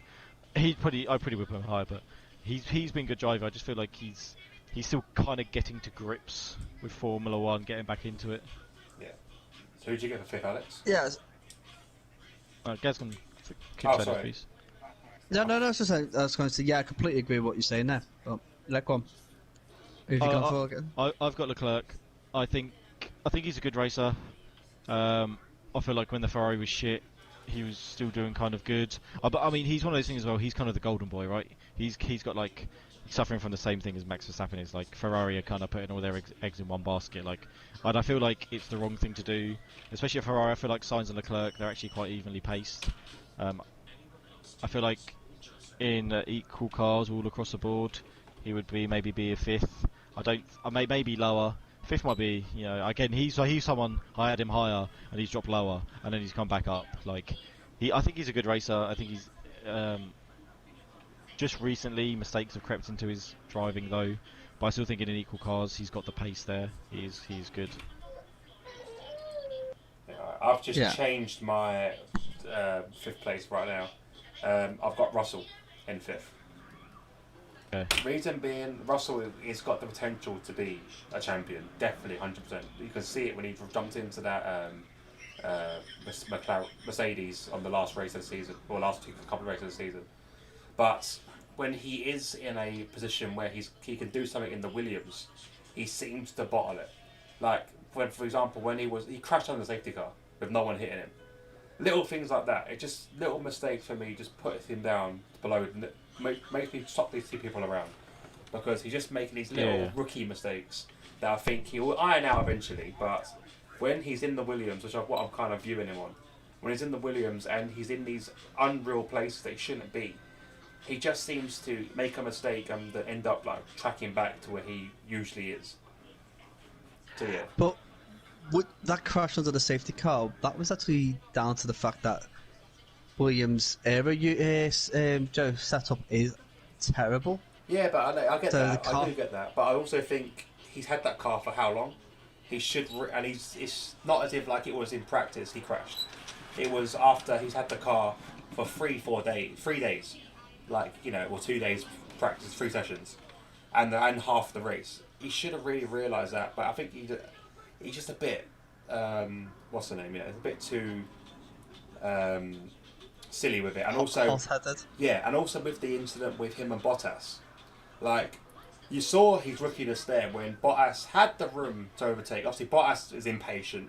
I'm not going to put anything against what Bottas did. Bottas was a twat in the situation, but Russell bottled it. He shat himself.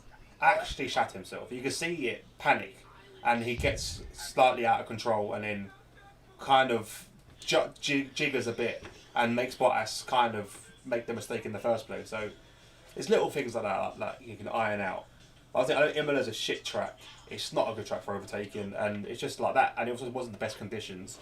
But I said, if he was a top driver, he wouldn't have these little mistakes. He would be confident in his ability.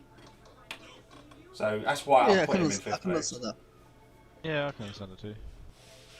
Okay. Right. Fourth place. So my fourth place, I've actually given to George Russell. obviously, I love Russell. I agree with him. I think he's going to be. He has potential to be a future world champion. I loved what he done with the Mercedes. I thought it was absolutely gutting how Mercedes fucked up yet again in their pit stops. They're absolutely their strategy is just atrocious, and even some of their crew is just absolute shambles. They need to have a bit of a rework of the whole crew. But I think he's brilliant, and probably probably before last season, I would have had him higher. But I think he's got potential. He's still young. He's good. The only downside I have with him is he's proper. He's definitely a Mr. Saturday. Like, he's really good at qualifying. He can really get the car working for that one lap. But in the race, I feel like he does. He kind of just peters out. He doesn't really make many gains. He kind of just stays where he is. Or drops, if anything. Yeah, I mean, obviously some of that is because the Williams is jank, right? But I feel like in a top car, I feel like, I mean, obviously he's had a qualifying Mercedes. He done okay. I feel like given equal cars, he'd be really, really good. Probably get quite a few poles. But in the race, I feel like at least for the first one season sort of thing, he wouldn't win it. Yeah, that's fair enough. Gaz? I've gone for Max Verstappen. Ooh. Yeah, okay. Okay. Right. I think that him being a complete nugget and basically He is a massive cunt, isn't he? Let's face he it. is. Let's not sugarcoat it. He's a prick. It's his dad, and that's the biggest issue. I can't get past his driving ability. It's like, yes, he is quick, but he drives like a freaking unranked lobby wanker.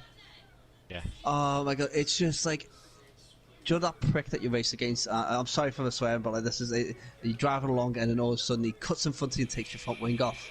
Yeah. That's Like your Lobo. Max Verstappen. Yeah. Lobo's I just heard that. What the fuck? Lobo's a proper Verstappen. Proper Guys. Verstappen. Yeah, it's like he's done it time and time again. And no matter what people say, will say, "Oh yeah, but he's got the right." No, the die-hard Red Bull fans will hate me for this, and it's only because Max is their freaking Jesus. That's it. But it's their chance of the second coming, really, Joe. Their second chance of getting Joe dominant car. But it's absolute bullshit the way he drives. He is a dangerous driver, and he shouldn't actually be on track.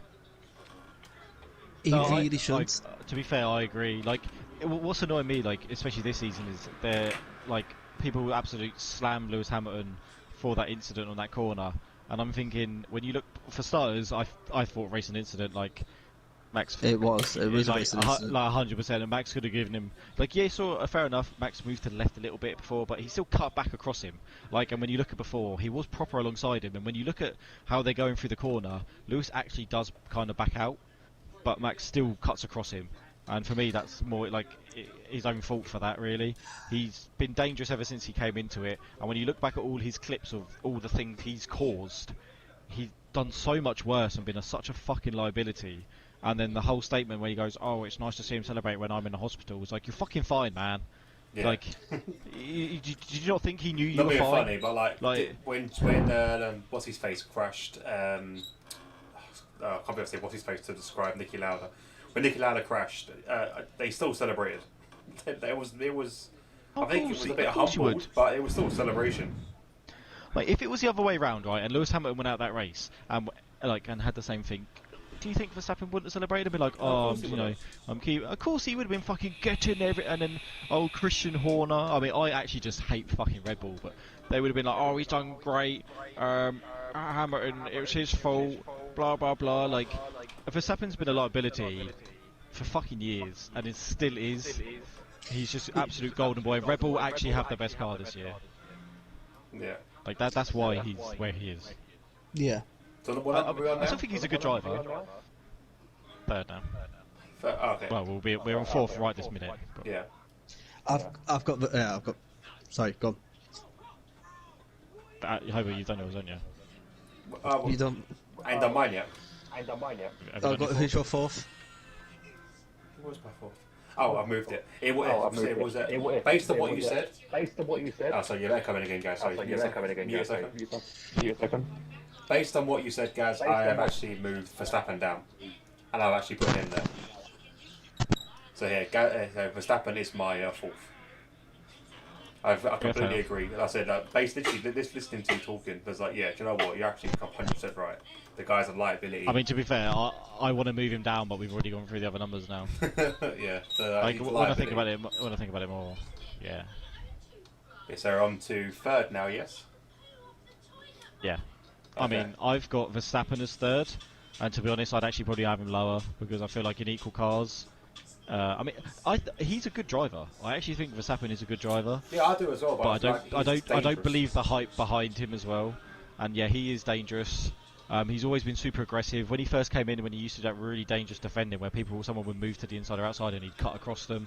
I hated that. Yeah, the move under the break was pathetic. Yeah, He still does the it. move He under still the does break. it. Look what he did to Ricardo in That Baku. literally was about to mention. Yeah, that's literally like that move in Baku was literally 100% his fault. Like there was a space for Ricciardo and he cut him off, and that's why they both crashed into. And then that's they why blamed Ricciardo got on the back of him, and then they blamed Ricciardo because Max Verstappen sucks off Christian Horner and Helmut Marko, takes their whole baby gravy in his mouth, and they're like, oh, it definitely wasn't Max's fault, while he's fucking wiping his chin. Like it's ridiculous, and I mean, even Jos Verstappen, like I never really minded him. He was a bang average racer. I never really minded, but even now I realise he's a cunt as well, isn't he? Yeah. And like Max Verstappen, like he's a good driver. He would definitely be up there. I think I would probably drop him even further down than third. To be fair, maybe I don't know, fourth or fifth maybe. But he's a quick racer. He's good. He's just a complete tool. Gaz? Gaz? You might have Guys muted. has left the building. Sorry, yeah. I've got Lewis Hamilton. Oh, okay. Okay. Yeah, more the fact that he is not on the ball as much what he was a few years ago. He is making a few mistakes. Yeah, okay, I can give you that one. He got like last year with Russell. Yeah, I was just thinking like there is those little moments that he's made a few mistakes, and if we look at it now, yeah, he's still a great driver, which is why he's in the top three. But I think those mistakes would actually cost him a lot more if if everybody was in equal cars. Yeah. See, I've got Norris in my third place. Fair enough. Yeah, the reason being, I think he's a fantastic driver. He's a young kid. He's already amazing now, and the reason why I'm not putting him in higher than third is because, but he's got potential. He will be a number one driver, probably fighting alongside Russell or like fighting with Russell for the next title. And I think that's going to be our next few years in F1. It's going to be watching Russell and Norris both fighting for championships. And I think, yeah, he's got a lot more to grow in. But like the reason I put him third mainly was the race around Austria where he was 5 seconds away from Hamilton, who had, or 6 seconds away, 7 seconds away from Hamilton, who had like a 5-second penalty, and he gained like 1.5 seconds to get within what he needed to within the last few laps, and it was that kind of stuff. That's the talent of him. And I think you're going to see a lot more of that coming in the future. Yeah. And he's very humble as well. That's fair. Yeah, that's fair. Alright, so top two. So second place, yes. I have got Lando Norris. Okay. Yeah, Gaz? I've gone for George Russell. I've got Vettel. Okay. Yeah, Vettel, I think he's still got that talent. He's still a quality racer. That he's just been fucked over, confidence-wise, and everything else, just by Ferrari. I think if he didn't join Ferrari, if he stayed at Red Bull, then he would be that you wouldn't have this Verstappen bullshit. It would be Vettel the whole way, and I get why he left Ferrari. Again, like it's an obvious call. So why he left Red Bull to go to Ferrari? You've got to. When Ferrari knocks, you got to go because it's Ferrari. He didn't know that Ferrari was going to be shit, and I think they then had one season with him where he did fairly well. Like he did brilliantly in that car. Obviously, due to Ferrari being cheating little scumbags, they then started dropping down. And also with the bring of Leclerc, when you've got a young kid who's just come out of F2 really had one season in a Alfa Romeo, who's in now suddenly the golden boy of Ferrari. Well, he's done fuck all to earn it. Let's be honest. He's done fuck all in F1 to earn that spot. That must be demoralising for a 4-time world champion to see that, and then to have, as I said, Ferrari being the cheating fuckers that they are with the whole engine boosting like fuel bullshit they were doing, and then everything falls back to him getting the blame, and then being told you can't make jokes about like these little things must have pissed him off. And when you went to Aston Martin, again he's walking into the racing point of that love last year, and again it just happened that he's just had bad luck. He's fallen into Aston Martin when they've been told they can't use this, they can't use that, they can't do this. So again, he's kind of got fucked again. But I think if he was in a decent car, if he was in a McLaren, for example, he'd be up there, beating Norris, and probably beating Perez 100% as well.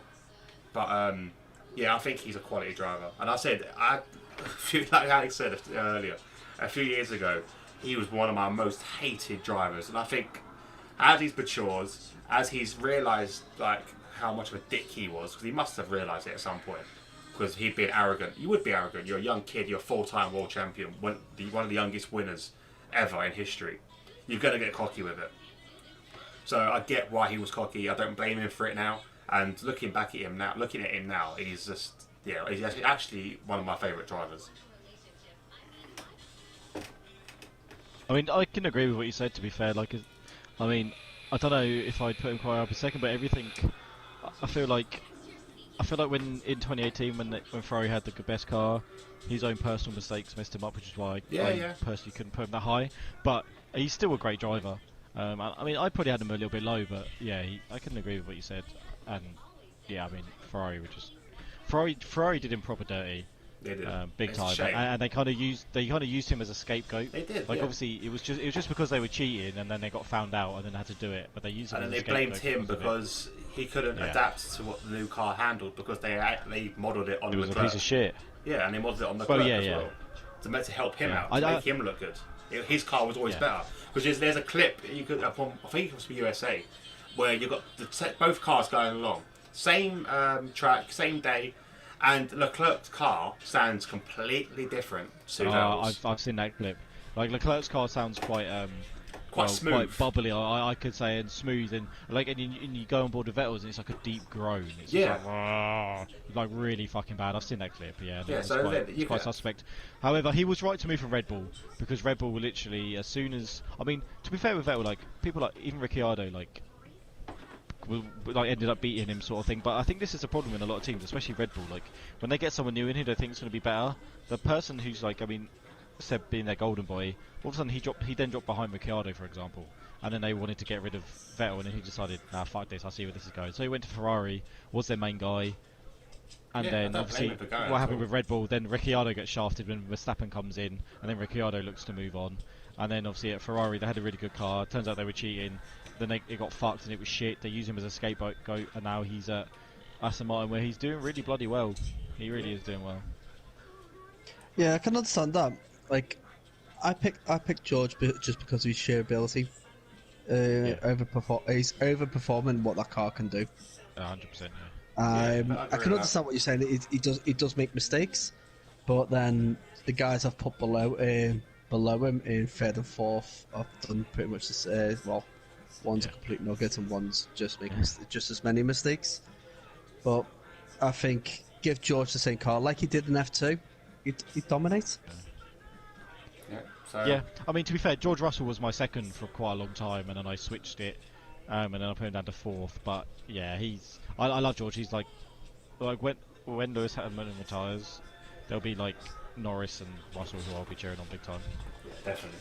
I'm hoping that they'll be in the same car as well. Well, actually, I don't know, because I think you want him competing. I want them competing, Lando but I like them both. I want both of them to win championship, but I don't think that's going to happen if they're not in the same team. But I think if they're in the same team, if they're in the same team, like that car's the best car, you're going to have a dominance for the next 10 years, and it'll be a new record set by these two guys if they're in the same team. If they're not, and McLaren can keep up their amazing comeback, which is like comeback of all comebacks, then it'll be a brilliant season to watch these two go toe to toe. Yeah. So number one, did everyone go through number two? All done? No, we haven't done 2, have we? That was two, wasn't that it? was two. What did you? No, we didn't do Nevo's number 2. Oh, What did you yeah. go for? Oh yeah, that's what I was thinking. Fuck, we've really gone past it. My number 2 is Lando Norris, Yeah. and this is the thing with Lando. Like, I think I've probably told Hope before, and I've definitely told Jake before. But like, I never rated Lando, especially when he first came in. Like, there was quite a bit of hype, and I just thought he's pretty shit, really. And then the weirdest thing happened is like, over the COVID thing where races were stopped, he was like playing Formula One like all the time, and then the racing restarted, and it was like he was a completely different driver. Yeah. Like, I really feel like he was completely bang average, and I never. He would have, like, if we had done this list last year, he would have been really far down on my list, like almost to the bottom, because I thought he was shocking. And then this year, he's been outstanding. Even last year, he was quality, and this year, he's outstanding. And it also shows, like, compared to Ricciardo, he's like, you know, half a second quicker or more. I think he's been fantastic. I mean, I like him as a person. I think he's jokes. I think he's quite funny. He's decent. But in terms of driving, I really think if you put everyone in the same car right now, he would be really up there. Yeah, I genuinely he'd be think and his Twitch helped him massively, because obviously he started streaming on Twitch doing these virtual F1 races, and you can see that fight coming out. Obviously, it's yeah, you're not, you know, it's not the same experience. No way is it the same experience, but it's got that same competitiveness, and I think that's kind of been brought out in him doing this Twitch stuff during that lockdown. yeah, I honestly think that helped him massively, because before that he was really bang average, like really, like I literally thought nothing of him. And people used to say, "Oh, he'll be another world champion." I was like, he won't be fucking shit. But he's come back and he's doing really fucking well now. He's pretty consistent. He's quick. I don't think he excels in anything. I don't think he's really good at qualifying and like poor in a race. And I don't think he's really good in a race and poor in qualifying. I think he does well at qualifying. He does well in the race. And I feel like that sort of close-knit kind of consistency is really good. And I feel like, yeah, there'll be Norris, Verstappen, Russell, maybe Leclerc as well in there, fighting for like the world championships once other people retire. Okay, so number one. So I know two of us have agreed on number one. It's Gaz. Yeah, I've gone for Lando Norris. Just basically exactly what you said there. Yeah. I think he's come on leaps and bounds. He's just got to get better and better, and I think he would have been on a podium again if it wasn't for penalties he got on Austria. Yeah, I can definitely agree with that. And I said you can see Yeah. when he's battling with Hamilton and agree. that kind of stuff, you can see his ability shine through. Yeah. It's kind of weird. It was kind of weird. That Twitch thing was the best thing for him, and he like matured from doing that, and he came back, like I said, this season. Even when they restarted the season last year, he was like a completely different driver. With a new fan base before as well. that. Yeah, I honestly thought before that he was so bang average it was unreal, and it was just like, yeah, I know he's young and he can take good time, but he literally some youngsters come in like to Formula One, they set the world alight, right? He just came in and he was just average, and yeah, I know it can take time and stuff, but yeah, literally now he's really bloody good. So Yeah. our number one's Alex.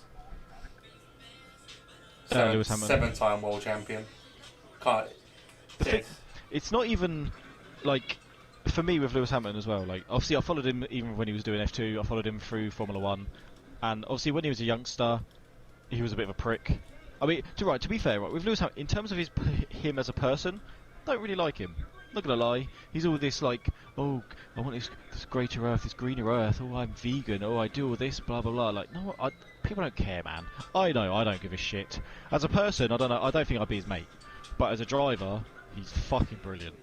And I think it shows as well, like when you put people like. I also think Rosberg beating him to that year, I think was actually lucky. Like Hamilton, that engine go, was it in China? Yeah, so there Literally was some gave bullshit. pretty much handed Rosberg that title. There was some bullshit and I feel on like that year. yeah, like generally like Hamilton, I think had him pipped, and he had him pipped for pretty much every year other than that, right? And I feel like he proves it when his car's not performing well. or like another, like even now, like Red Bull have the best car. I don't think. I mean, Mercedes, I don't think are super far behind, but Red Bull do have the best car, and he's proven it now. And even you can see like it was like last year. Like there's certain people, like you'll see like Hamilton will be out front. I think even like there'll be like Hamilton and Leclerc racing, and they'd be in head of the field, and then you'd see like his teammate Bottas who'd be back in like fourth doing fuck all, and that's when like the driver kind of the ability comes through. I think he's incredible. I think the 7 World Championships are justified, and I wouldn't even say they're lucky. Like, yeah, sure, they've had a good car, but he still had to beat his teammate for them. And the fact he beat like I said, 8 seconds in front of like the first couple of the next competitive car within a couple of laps, and 4 seconds were in front of his teammate. That just shows you how his ability. Yeah. I think he's a fantastic racer. Yeah, I think this year he's had a few extra mistakes in him, but also some of the things are. I mean, there's a lot of Lewis Hamilton haters, right? Just as like there is with every driver, and there's always loads of fanboys. But I feel like a lot of the things he's kind of hard done by sometimes in battles. Like those mistakes he had with Albon. One of them, the Brazil one, 100% was Hamilton's fault. Like he shouldn't have dove down there. But like, there's other ones where I think it was in Austria when Albon tried to go around the outside at that same corner that Perez and like Albon should not have tried that. Like it's just the nature of that corner. You know, if you're on your outside, shit like that's going to happen. Like I don't, and even like this year with the one at Silverstone, like Hamilton, what more could he have done? He had this right. He was on the inside, and at that sort of stage, you see the fight in him. Like he knows, like if he doesn't get in front there, then as soon as they get to like Maggots and Beckett's and stuff, if Verstappen's pulling away, right, the Red Bull's really tucking on. Because then also it's hard to follow. Yeah, and it's hard to follow in Formula One, but I feel like he's been the best racer of my generation by a long way. And even when like his cars weren't really performing, I think he's always outperformed his car. I feel like he could in 2007 when Raikkonen won. I feel like if Alonso wasn't Hamilton's teammate, he would have won. Alonso fucked him over. And I feel like in 2008, second season, he won it. I thought he was fantastic. And again, then McLaren went off the boil. Like they gave him a car in 08, and then they were shit. And they, even till now, like I mean, they're getting better now, but then they were shit. And he moved to Mercedes, and it's been the right thing to do. And I think he's the best racer on the grid. And given equal cars for everyone, I think he wins. Yeah, I think nothing more to say to that. Really, I think I completely agree. And it's not me trying to be like, obviously he's my favourite racer. It's not me trying to be a massive fanboy. Like if I thought he was worse than someone else, I would have put him there. Like I put back Verstappen in third, and I can't stand the prick. Like you know what I mean. Again, I don't technically like Lewis Hamilton in terms of a person. I just think in terms of a racer, he's really fucking good. Yeah, definitely. All right, well, I quite enjoyed that, Alex. Thank you for that. Was a good suggestion. So Yeah, good. And then we'll do this again at the end of the season or something. Yeah, definitely. And see how people's things may have changed, or try maybe not base it off like the final standings and stuff, but maybe change how people progress throughout the season. Yeah, I completely agree on that. We'll come back to this and we'll do a part 2, and we'll see if anything has changed. But yeah, thank you very much for everyone coming and tuning to watch.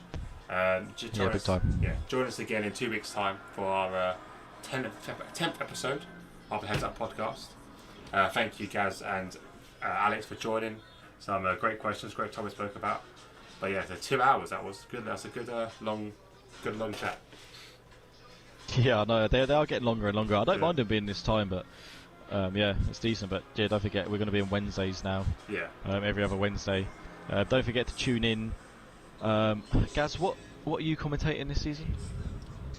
At the moment, it's a bit up in the air for Saturdays at the moment. Okay. I'm unsure what's exactly going on, but obviously I've got the TTFL on a Friday. On a Friday, but I race on Wednesdays, but that could change to a commentary. Okay. Because I am doing so bad. I'm not enjoying it. Okay. But yeah, that's about it right now. Yeah. Obviously, you've got Mondays, haven't you? Yes, we do the Monday. Yeah, don't forget. Yeah, me and Hobo commentating on the Rapid Pixel Racing Professional GP1, commentary. which is on Mondays. I usually go live about 8:30. They have a practice before that, but I start streaming about 8:30 just before the qualifying starts. They do a full quali. Depending on attendance, if they don't have, if they only have 15, they go for a short one. But yeah, so it'd be full quali usually into a race, and that's Monday nights. And then obviously we've got the Tuesday regionals from IER, which if they get racing, that'll be myself and Hobo, and probably Gaz. There'll be a selection of me, Gaz, and Hobo throughout the season doing that. always. I'm pretty sure. And then on Friday you can catch myself and Hobo racing in a TTFL. Or you can catch me at and I'm not doing anything. week. If I'm on Twitch, DxT Hobo, if I'm playing Pixel. That's it, you can catch him in NoPixel spending 4 hours in a fucking hospital doing absolute fuck all. Ugh. But yeah. Mind numb.